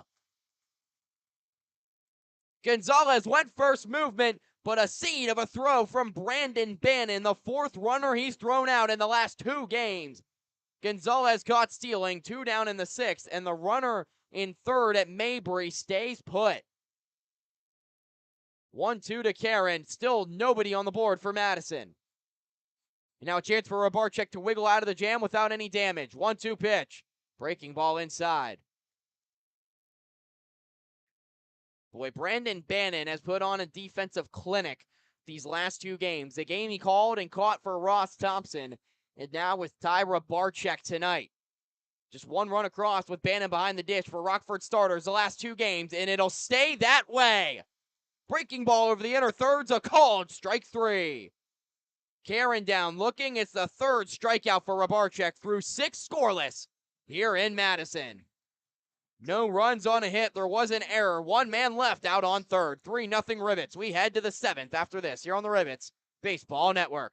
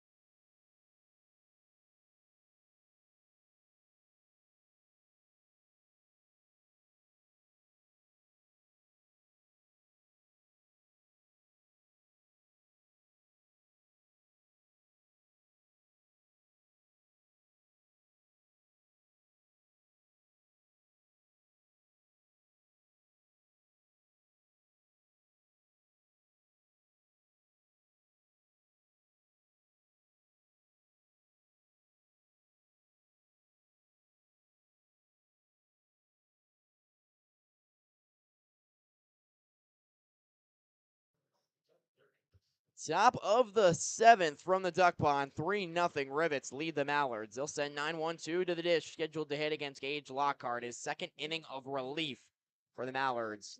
After 5 strong from Cade Lancourt, the starter from UW Whitewater.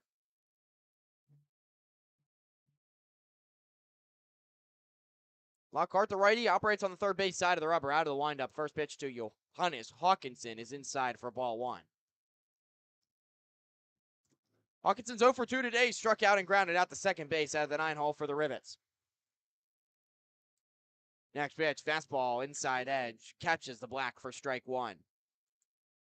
It's Ira Barczyk, allows the first 2 to reach in the 6th, but gets out of the jam with a huge strikeout of the best hitter in the Mallards lineup, Josh Caron, to keep them off the board in the last half frame. He's been excellent tonight as Lockhart spikes a breaking ball into Hawkinson, who's ahead 2 balls and 1 strike. Just 76 pitches for a Barczyk to get through the first 6 frames and keep Madison off the board. 2-1 pitch on the way from Lockhart. Fastball grounded back up the middle. Backhanded by the second baseman Mabry. His throw off balance is in time to retire Hawkinson for the 3rd time tonight. Good play from the second baseman out of Middle Tennessee State. It turns over the Rockford lineup with 1 down here in the 7th. Top of the order, Cam McDonald coming to the dish.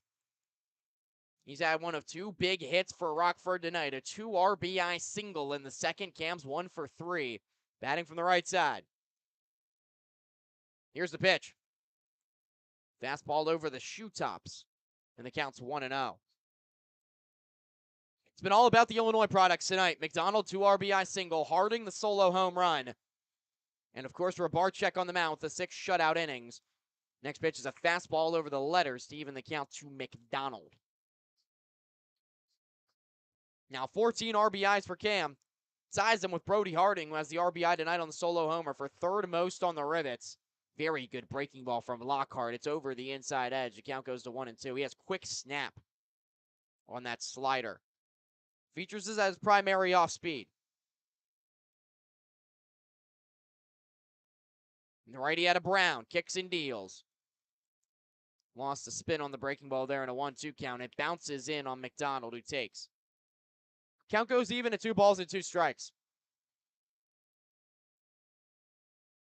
No earned runs in his last 2 outings for Gage Lockhart, who's emerged as a good bullpen option for Donnie Scott and company. Here's a 2-2 to McDonald. Fastball laced towards shortstop. Gonzalez leaps into the air, makes a catch deep in the hole for out number 2.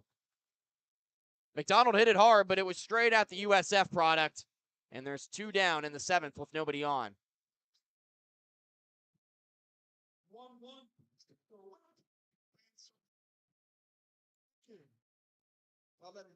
Base is empty for Ben Brantley, 2-hole hitter for the Rivets. He's 0 for 2 with a walk tonight.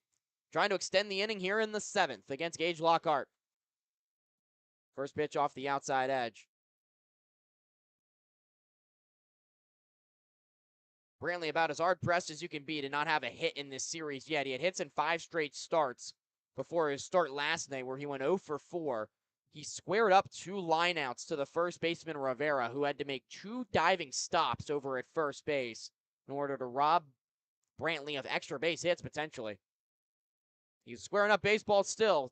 Doesn't have a hit tonight, but he's heading the count here 3-0. And that's been the key for Brantley.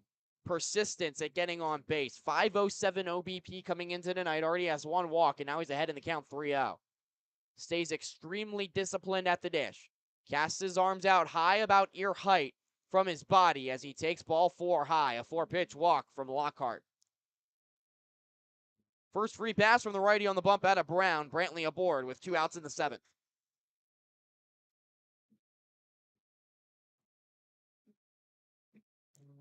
Brings a base runner up for Nick DeMarco. Has had an efficient start to the Northwoods League. He's 1 for 3 tonight, but has reached twice on a single and an error. 2-way player out of Notre Dame. Hands are set extremely close to the jersey as he casts them out and takes outside for ball 1 on a fastball from Lockhart. DeMarco limited action this season for Notre Dame, just 9 at-bats for the Fighting Irish, went 3 for 9, including an at-bat in the Super Regional at Tennessee where he struck out. Did not see action in Omaha. He takes upstairs. The count goes to 2-0. But DeMarco is a high-quality high school product out of St. Charles, Illinois. Was a 2021 Illinois Gatorade Player of the Year. Hit .423 with 11 home runs and 38 RBIs. Stole 28 bags. And then pitched 43 innings. He takes way inside again. Had to duck himself out of the way. He pitched 43 innings in high school. Had a 1.30 ERA. Struck out 68 and walked 9. That's why he's getting serious looks as a two-way player at the Division I level. 7 straight out of the zone for Lockhart, who's in danger of walking a second straight batter for Matthew Mebane. DeMarco, high school teammate of Rivets reliever Zach Kemp.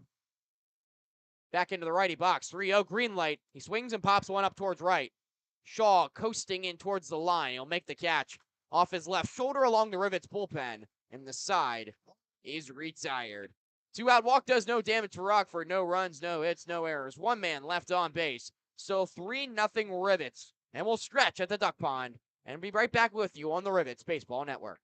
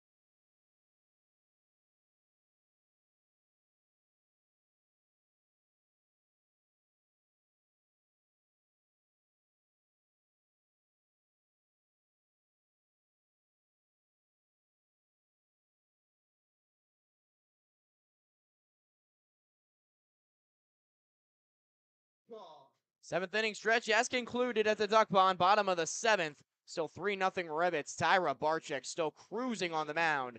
His first pitch grounded foul to Scott Shaw. It's 4-5-6 to up for the Mallards in the frame. And they're looking to find some kind of damage third time through against Rabarczyk, who's thrown just 76 pitches through 6 innings. It's been free and easy for the right-hander out of Illinois. Next pitch outside for ball 1.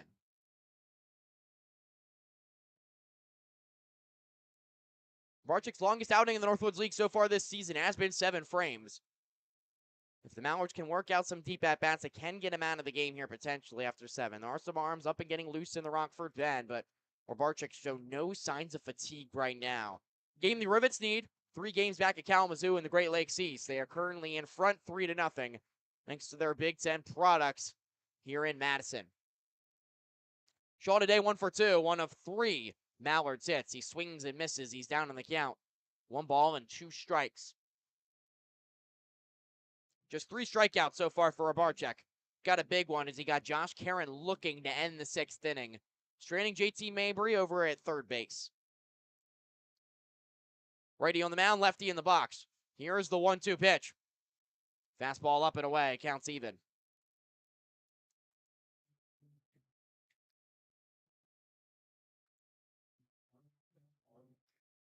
2-2 pitch.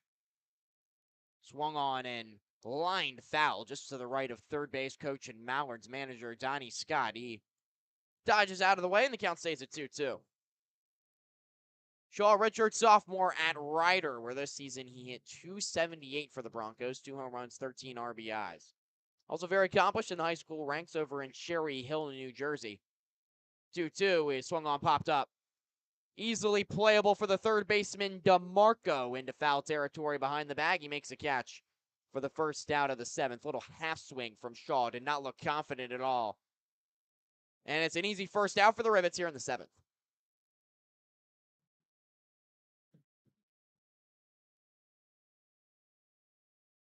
Brings up Christian Rivera. 0 for 2 today with a grounder to third base. He also hit into a fielder's choice. First pitch is swung on an elevated foul. There's been quick action all around the Great Lakes East today. Game already over in just over 2.5 hours. Kalamazoo decimated Kokomo out in Indiana. 8-0 the Growlers win. So they keep pace in first place in the Great Lakes East. Rockford can only tread water 3 games back as Rivera swings and fouls it back. He's down in the count, 0-2. Battle Creek leads Traverse City 7-4 in the top of the ninth, which those two teams were now tied with the Rivets and the Kenosha Kingfish. It's a 4-way tie for second in the Great Lakes East. This one swung on, grounded up the third base line. Bannon, the catcher, fields it in fair territory. Strong throw across on the half 0-2 swing from Rivera. He's retired, 2 down in the seventh. So Battle Creek and Traverse City, one of them will go below in the crazy tie for second place. One of them will keep pace if Rockford's able to win. Kenosha will not be winning. They'll be dropping out of the second place tie tonight unless something crazy happens at Simmons Field, because 24-4 Wisconsin Rapids leads them 9-0 in the fifth. First pitch swung on, grounded deep in the hole at shortstop. Harding, strong throw across in time. Peyton Smith retired on one pitch, and Zyra Barczyk is in cruise control at the duck pond. 7 scoreless frames, 3-0 Rockford. We step aside, headed to the 8th here on the Rivets Baseball Network.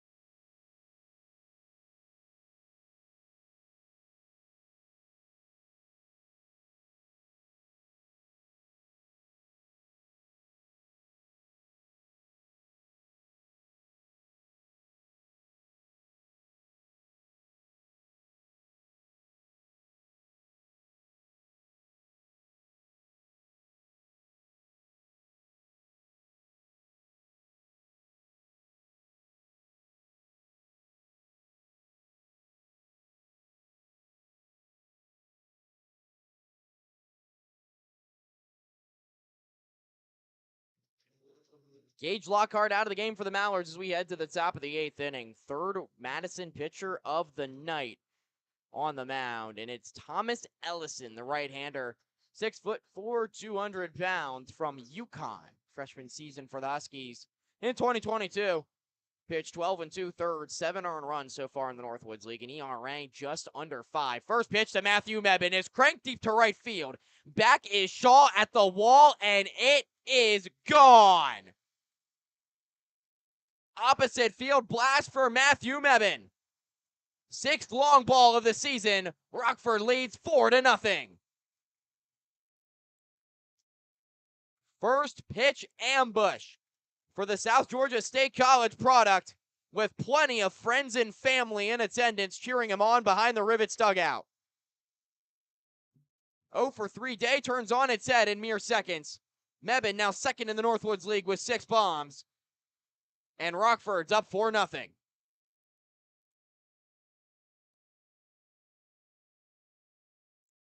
First pitch to Dylan Robertson, so call it strike.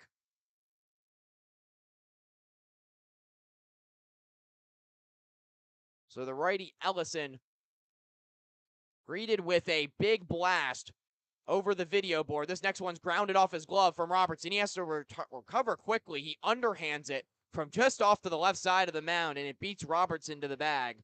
1-3 on the putout for the first out of the 8th inning. How about that blast from Matthew Mebane?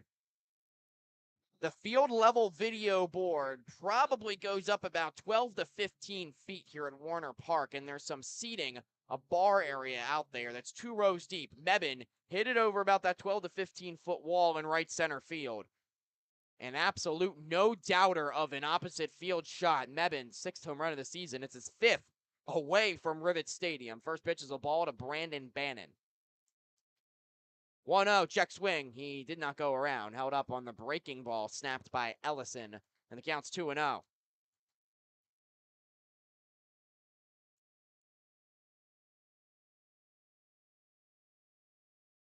Bannon takes off the plate. He's ahead 3 balls and no strikes. On deck is Brody Harding. He had the other Rivets homer tonight. 3-0 pitch. Fastball is off the plate for ball 4. 4 straight out of the zone for Ellison. Bannon reaches for the first time tonight, avoids the sombrero as he's aboard here in the 8th.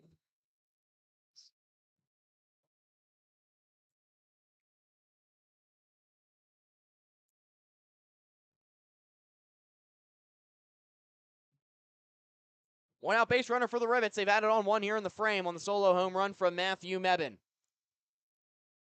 Here's Harding, hit a solo homer earlier in the game along with an infield single. He's 2 for 3, reached base 3 times with 2 runs scored. He takes strike 1 from Ellison, who snapped the changeup. Bannon deceptive speed for a catcher. We'll see if he goes from first base. Harding slaps one foul the opposite way, down the count 0-2. 3 steals in 4 attempts so far for Bannon, leading off of first base. What a bounce-back night for Rockford, who were totally overwhelmed and pummeled by the bats of Madison over at Rivets Stadium last night. But just 3 hits for the Mallards in this ballgame, and Rockford's offense has come back out to play. Rivets did have 7 runs in last night's game. A lot of those were small balled across from Madison mistakes and walks. 11 Rivets were walked in that game last night. And there were also 4 Madison errors committed. And that's where Rockford got a lot of his offense. They didn't really hit the ball around the park with much regularity as their offense typically can. But the power and the consistent approach have been on display tonight. Harding takes strike 3 over the outer third. He's retired for the 2nd out of the inning. His first time being retired tonight. It's the first strikeout for Ellison, and there's 2 down in the 8th.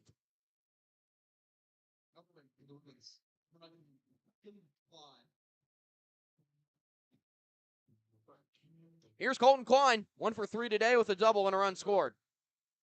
Doubled the opposite way back in the 2nd. See if they send Bannon here to try to get him into scoring position with the bottom of the lineup. Not going right here. First pitch, breaking balls across the heart of the plate for strike 1 to Klein. Would have been a good pitch to run on for Bannon to get into scoring position. Staying put right now is the battery mate for Rabarchek, who you'd have to think is going to go back out there for the 8th inning. Just 86 pitches through 7 frames. Klein takes outside. The count's 1-1.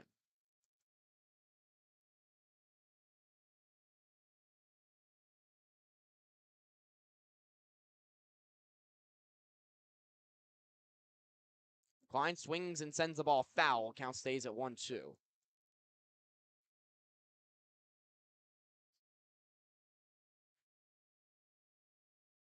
Carthage outfielder looking to extend the inning. 1 across in the frame for the Rivets. They lead 4-0 here in the top of the 8th.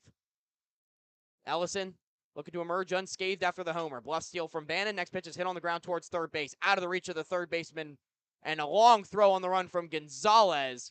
Pulls the first baseman Rivera off the bag. Klein beats it out. Up the second is Bannon, and 2 on with 2 outs here in the 8th. Was a tough one for Moreno to go field over to his left. Gonzalez backed him up in the hole, but a very difficult throw. And so now 2 on with 2 outs for Johannes Hawkinson. Serious opportunity for the Rivets here to blow this game open. They lead 4-0 in the 8th. Hawkinson, a couple ducks on the pond for him. He's 0 for 3 today with 2 groundouts and a strikeout. Righty on righty matchup as Ellison peers in. First pitch, swing and a miss. Late swing at a fastball from Johannes.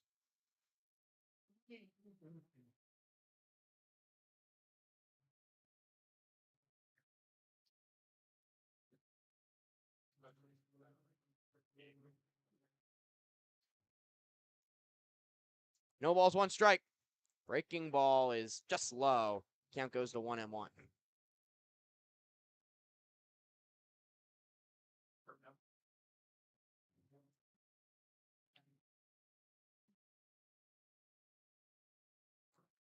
Ellison set at the belt. Next pitch. Breaking ball just off the plate. Karen tried to pull it back, but it was outside, and the count's 2-1 to Hawkinson. Again, if he reaches, bases are loaded for top of the lineup and Cam McDonald, who already has 2 RBIs tonight. No Ty Crittenberger in the lineup for Rockford tonight, but McDonald's been your leadoff man the last 3 games.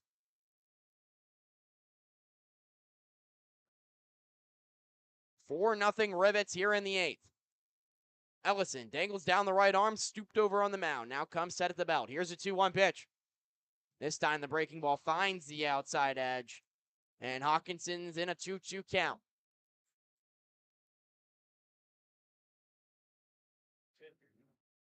Oh for 3 tonight. Hawkinson, this could be his last start in the Northwoods League this season for Rockford, at least until his temporary contract comes to a close. Looking to end it on a high note. Here's a 2-2. Swing and a miss. Struck him out with the breaking ball. Second time Hawkinson struck out tonight. Second strikeout of the inning for Ellison. Side is retired. But Rockford does get an additional run on the solo bomb from Matthew Mebin. The Rivets do leave 2 on base, but they lead 4-0, headed to the bottom of the 8th.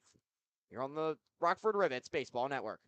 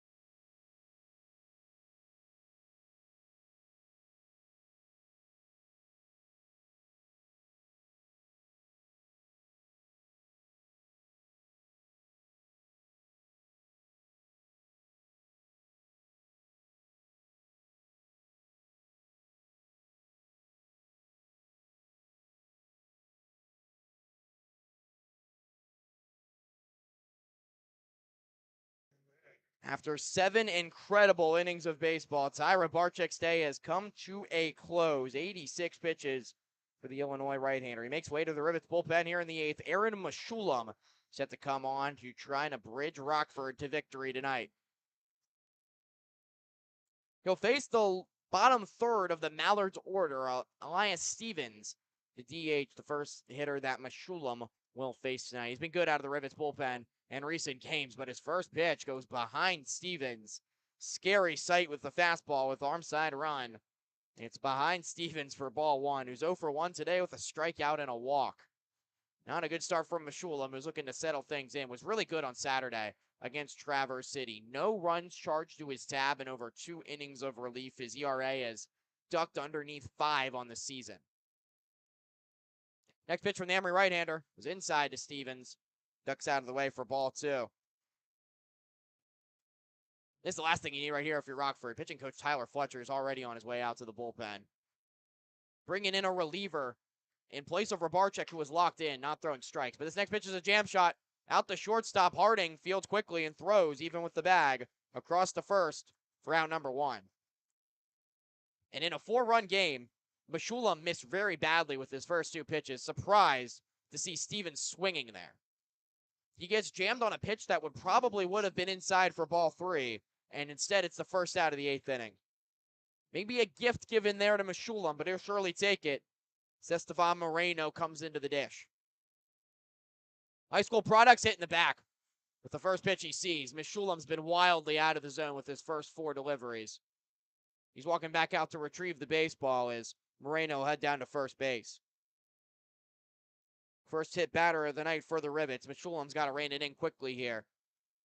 We've got JT Mabry, he's coming to the plate, the 9-hole man in this Madison lineup, but not your normal 9-hole hitter.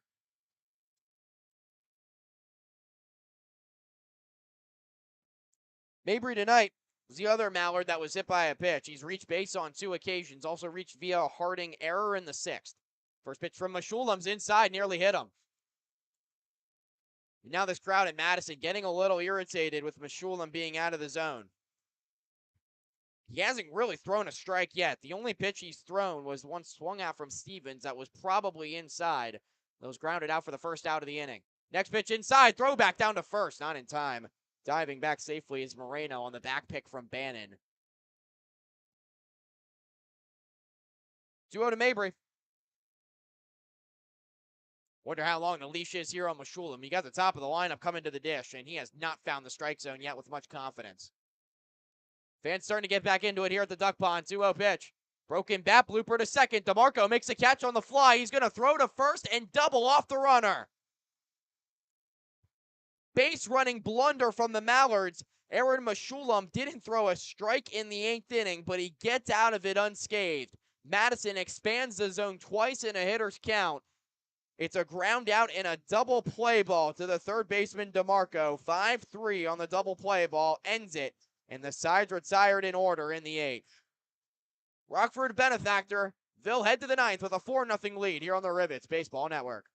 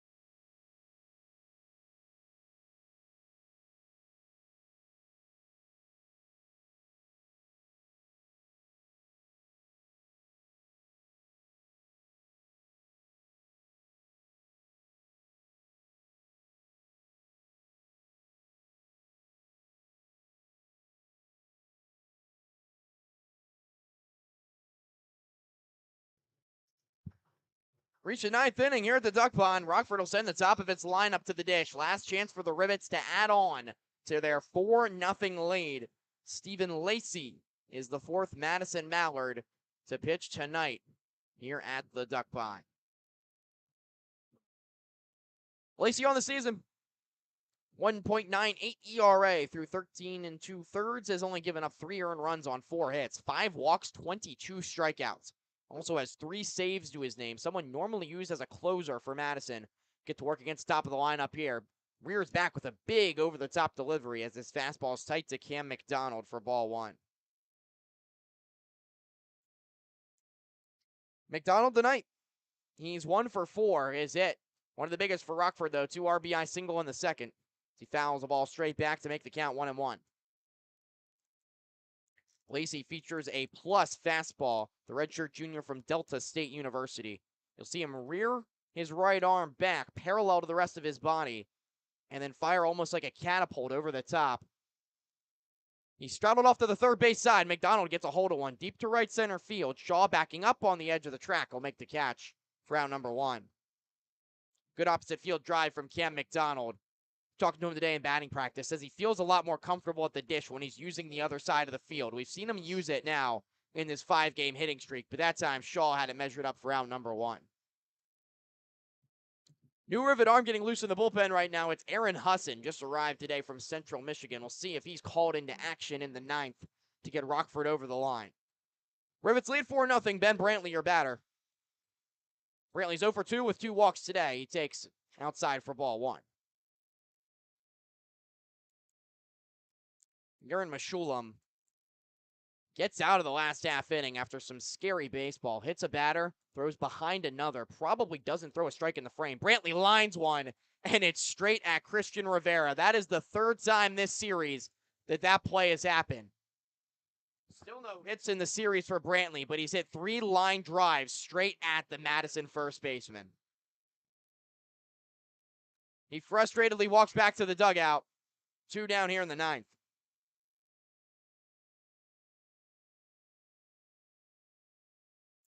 2 outs, the base is empty for Nick DeMarco. 1 for 4 in his Rivets debut, reached base twice, swing and a miss at a fastball, 0-1. And after not seeing a lot of action for Notre Dame this season, this will catch you up to collegiate pitching pretty fast. The plus fastball of Lacey on the bump. He's off to the third base side of the rubber. Rears back with the 0-1. This time the breaking ball, and it breaks right at the letters. Beautiful off-speed delivery. Gets DeMarco in the hole 0-2. This could be a quick top of the 9th for Rockford. We'll see what Husson has to offer out of the Rivets pen. First, the 0-2 to DeMarco. It's a called strike 3. Froze him on the outside edge. Well sequenced from Lacey. Strikes out one in the frame and retires the top of the Rivets lineup in order. No runs, no hits, no errors. Nobody left. 4-0 Rivets. We head to the bottom of the 9th. Rockford's going to try to close it out after this on the Rivets Baseball Network.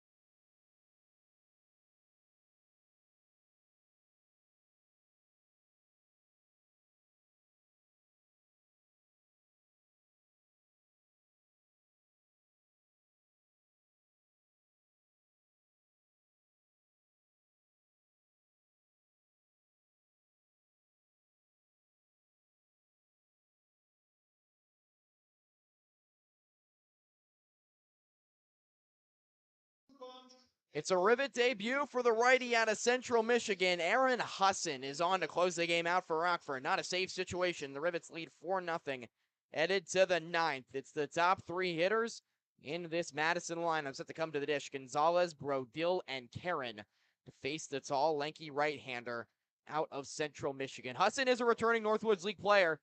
He led the league in strikeouts in 2019 when he pitched for the Kokomo Jackrabbits. Husson just cleared waivers today from Kokomo, a process that takes a little bit of time in the Northwoods League. Also pitched for Kokomo last year in 2021. 75% fastball. It'll sit mid-80s, slider and a changeup as well. Gonzalez is 1 for 3 today. He has one of 3 Mallards hits. Right-handed hitter out of the University of South Florida. First pitch from Husson. Fastball is on the black for strike 1. Husson pitched in 2021 for Kokomo. Was a lights-out arm for the Jackrabbits in their run to the postseason. His next pitch is away. Makes the count 1-1. Doesn't have the most velocity from the right side, but he has plenty of whip on the arm. It's a sidearm delivery, not full submarine. So veer off to the right side. Here's the next pitch. Fastball cranked foul to the first base side. And those showers that were expected to hit around 9 o'clock have now been pushed back to about 9:30, 9:45. And the likelihood of those showers have also decreased over time. But this game has gotten by in a flash. Just over 2 hours in, and Husson trying to keep the pace up. Here's the 1-2 pitch. Swung on, fouled off again by Gonzalez.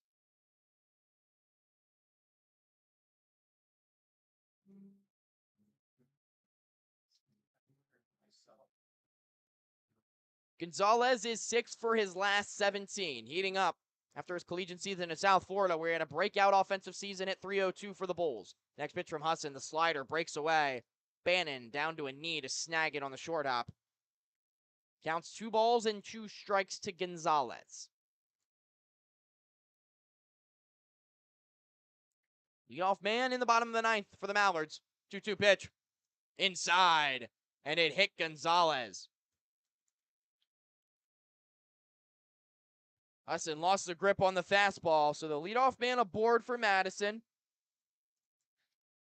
In a 4-0 game here in the 9th inning.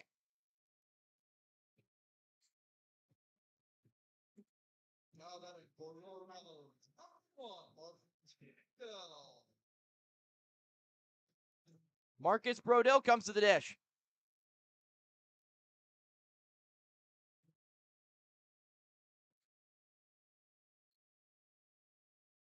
Brodil 1 for 3 tonight.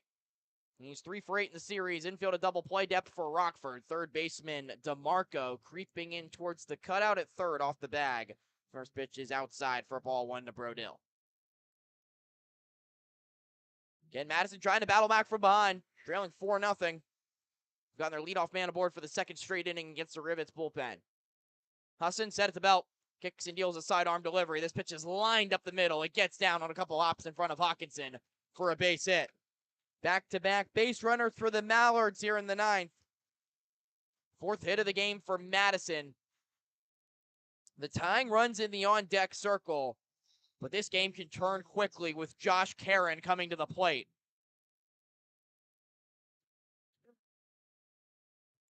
Karen's been red hot coming into tonight. 3 3-hit games in his last 4. In 2 of those, he homered. He's hit 5 doubles in his last 5 games. But he's 0 for 3 tonight. He's hit into a double play. He's popped out to right field and struck out looking against Tyra Barczyk, who hurled 7 shutout frames to kick us off. Husson, first pitch, fastball up and away. 1-0 the count.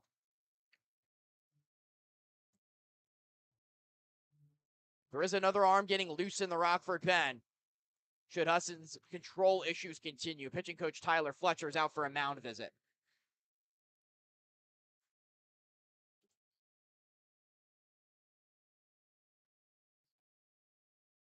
It's probably just mechanical, but he has to settle it down. He's got an arm getting loose. in the Rivets pen that's shielded from our view as things currently stand here at the duck pond. It's Luke Fitton currently getting loose for Rockford. You can just see the back of the pitcher's jersey before it's turned away from our perspective here in the press box. But Luke Fitton, Rivets' temporary closer, the righty out of University of Illinois at Springfield, is getting loose if Husson's unable to settle things down here against Karen.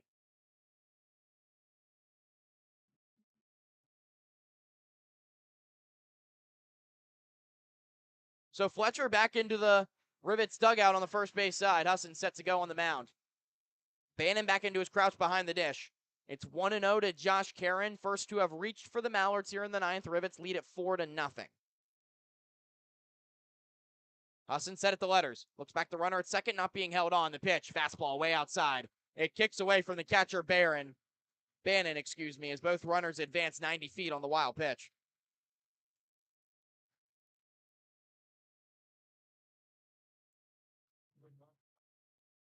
Getting a little dangerous now for Husson, who's hit a batter and allowed a single so far today.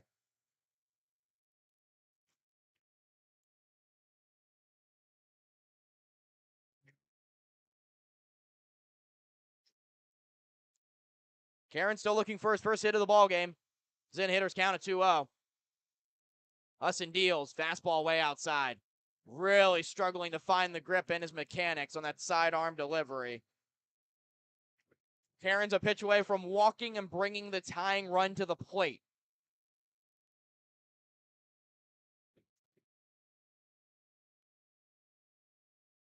Three balls and no strikes. Two in scoring position for the Mallards. They trail 4-0 here in the bottom of the ninth. Husson set at the letters. Shrugs his shoulder away from the batter off to the third base side. The 3-0 pitch is upstairs for ball 4. First walk from the righty out of Central Michigan has loaded the bases with nobody out. JT Scaras making the move to the bullpen. No time for games for Rockford. Closer Luke Fitton is coming out. And Aaron Husson will not record an out in his first outing as a Rockford Rivet. Rockford's been looking for bullpen help. Husson still got a ways to go to try to figure things out with his mechanics after his fine form last season for Kokomo. Pitching change here in the ninth. We're going to keep it right here. The bases are loaded with nobody out for the Mallards, who trail 4-0.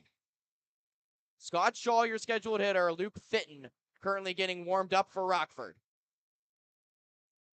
Fitton, a hard-throwing right-hander from the University of Illinois at Springfield. Sits low to mid-90s with his fastball that can occasionally touch 97.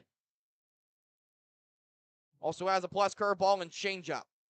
It'll be his 7th appearance of the season. So far, he's 1-0. ERA north of 7, but that certainly not telling of how he's pitched so far this season. He's allowed all 4 of his earned runs in just one outing. It was June 17th against Green Bay. But since then, 4 straight zeros twirled from Rockford's closer. Doesn't yet have a save. Haven't been a lot of save situations for the Rivets after Zach Kemp went down injured. The normal closer for the Rivets, Alex Pipes, has been closing out games as well, but Fitton has worked himself into that 9-inning role over the past week or two, and now has a save situation for himself here with the bases loaded and nobody out. He pitched an inning and a third Sunday against Traverse City, a game Rockford walked off with a 5-4 win. They've needed every win they can get to stay in this first half title race. And now the urgency being sensed by this Rivets dugout as they'll bring in Fitton on just 1 day's rest to pitch again. It's his 3rd time pitching in 4 days. Somebody used to being used as a reliever. Again, 2 1/3 scoreless in the Traverse City series.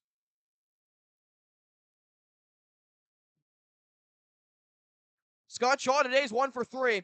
Has one of 4 Madison hits. It was a single back in the 4th that was erased on a fielder's choice. Also popped out the 3rd twice. Left-handed bat against the right-handed arm of Luke Fitton. Shaw, by design, loves to see the ball deep. That's a hole in his swing that maybe the plus velocity of Fitton can expose. Gonzalez on 3rd, Brodell on 2nd, Karen on 1st. Pod full of ducks, 4-0 Rivets. Nobody out in the 9th. Fitton's first pitch. Fastball catches the outside edge for strike 1. Mid-90s heater starts off Shaw. Fitton peers in. Glove pinned to his chest. Comes set on the first base side of the rubber. Creeps up the left leg. Now a high leg kick and a delivery. Fastball low and inside. Count goes to 1-1. Of course, Fitton inherited a bases loaded situation on Sunday against Traverse City. Walked in a run before an error on the Rockford infield allowed two more Pitts hitters to score in that inning. So all three inherited runners scored against Fitton on Sunday, but none of them were earned as the pitch goes down low and the count goes to 2-1. Fitton did walk in a run, though, on that Sunday outing against Traverse City. Trying to avoid the same fate here, keep the Mallards off the board in the ninth. 4-0 Rivets. 2 balls, 1 strike, the count with the bases loaded. The pitch. Another fastball low. Bandon tried to bring it up. The count goes to 3-1. Hasn't been the most populous crowd at the Duck Pond tonight, but they're really starting to get into it now. Duck callers and cowbells making sound throughout the stands as the 3-1 is fouled straight back. So the count is full to Scott Shaw.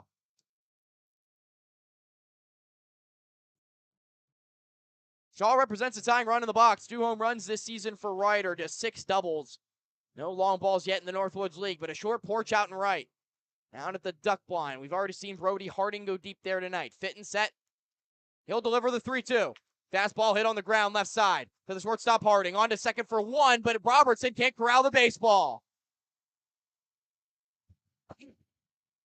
Was a low throw from Harding. Robertson was worried about turning 2, so he can't corral the low throw, and everybody's safe.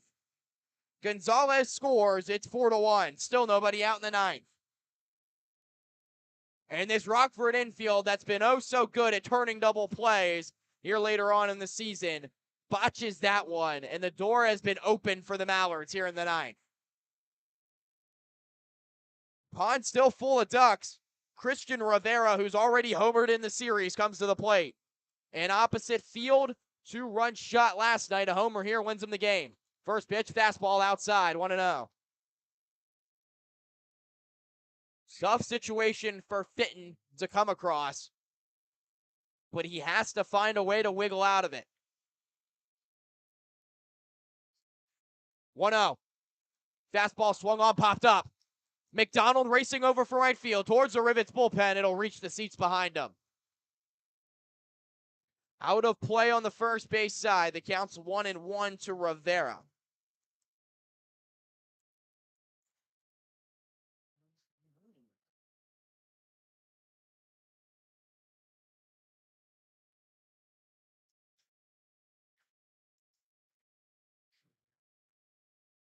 One ball, one strike. McDonald deep in right field is actually returning a souvenir to a fan, so play stop. But Fitton throws it in. Pitch is swung on and missed. Could have been a scary play there with the outfielder retrieving the souvenir. Rockford's got another arm up and throwing right now in the bullpen. It's Noah Ruin. Got to think it's hitter by hitter situation for JT Scarra trying to get over the line here in the ninth. Fitton's found the strike zone. He's gotten ahead of Rivera here. Bases loaded, 1-2 pitch. Swung on, popped foul again, first base side into the seats.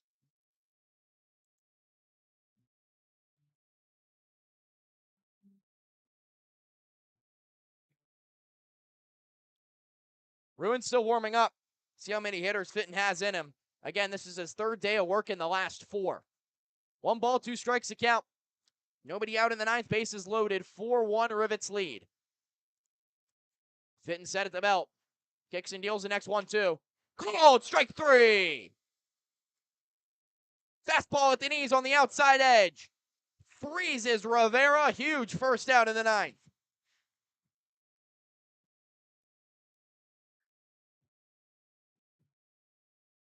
Luke Fitton still has gas in the tank, and he reared back and fired a fastball perfectly located for the first out. Bases still loaded with 1 out. Peyton Smith is the hitter. Righty on righty matchup. Smith is 0 for 3 tonight. First pitch from Fitton on the high leg kick. Fastball popped foul on the right side. It'll head all the way onto the concourse here at the Duck Pond. 0-1 the count. Smith is lined out to the second baseman Robertson, also grounded out to him and the shortstop Harding. Middle infield is pinched, a double play depth for the Rivets. Third baseman DeMarco is off the line and even with the bag at third. Brantley's in on the cutout at first.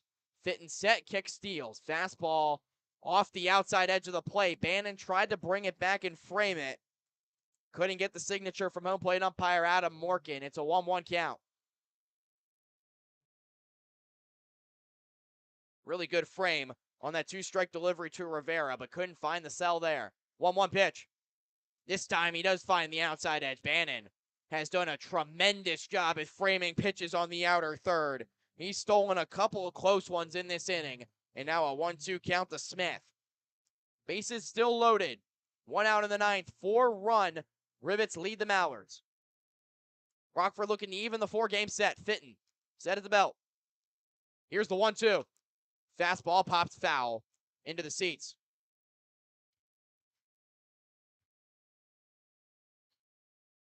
And the longer these at-bats go, the more you feel Luke Fitton could run out of gas. Working in high volume the third time in 4 days.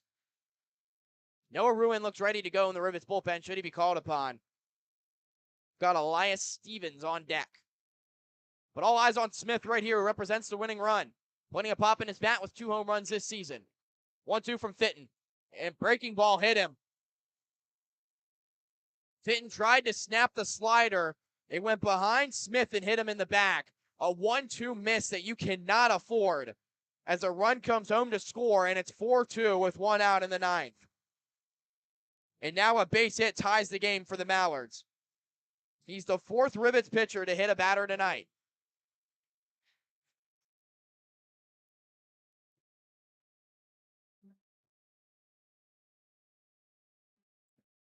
Elias Stevens can tie the game with a base hit, win it if he hits a gap. He's 0 for 2 today with a walk. Fitton trying to reel it in. First pitch, fastball, splits the plate for strike 1. Could be all fastballs from Fitton, who hasn't found the feel for the slider yet tonight.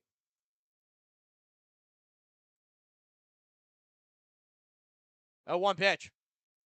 Fastball hit on the ground towards shortstop. Harding shovels the second for 1. Robertson's relays in time.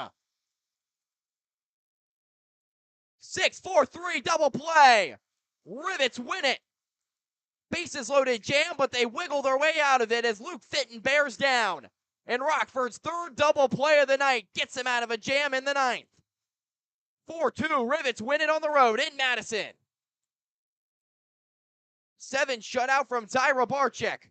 Solo bomb from Brody Harding, who's been involved in the middle infield all game long. And the Big Ten grounds of Madison were taken over from the Champaign Products of Illinois tonight. Rockford back to 500. They sit 3 games behind Kalamazoo as they take it 4-2 tonight. We'll step aside and be back to wrap it up from the Duck Pond after this here on the Rivets Baseball Network.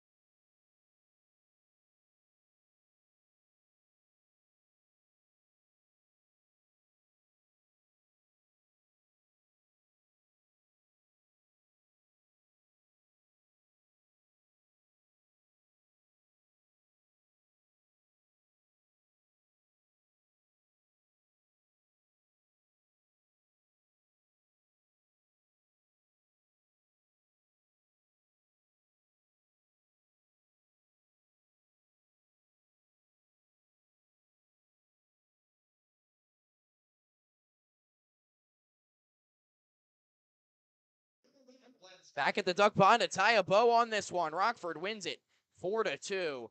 Got a little scary at the end. Madison loaded the bases in the ninth, but the Rivets were able to prevail. And the Illinois Products powered them to victory here in Madison tonight. Cam McDonald, a 2-run single in the second, scored his college teammate Brody Harding and Colton Klein. That got the scoring started for Rockford against the starter Cade Lancourt, who went 5 innings for the Mallards, allowed 3 earned runs. The 3rd earned run he allowed was a solo shot to right field for Brody Harding. His first home run of the summer, his first extra base hit of the summer. That got Rockford out to a 3-0 lead. Matthew Mebane added on what was a big insurance run, it turned out, in the 8th. He led off the 8th inning with a first pitch solo homer to right center, his 6th of the season. That made it 4-0 Rivets at the time. And you're noticing a whole lot of zeros in this recap, and that's because of Tyra Barczyk on the mound. 7 shutout innings, allowed only 3 hits, 1 walk, 3 strikeouts, threw 86 pitches. Could have come back out there for the 8th inning, but instead they deferred to the Rivets bullpen. Aaron Meshulam got him across the line with a 1-2-3-8.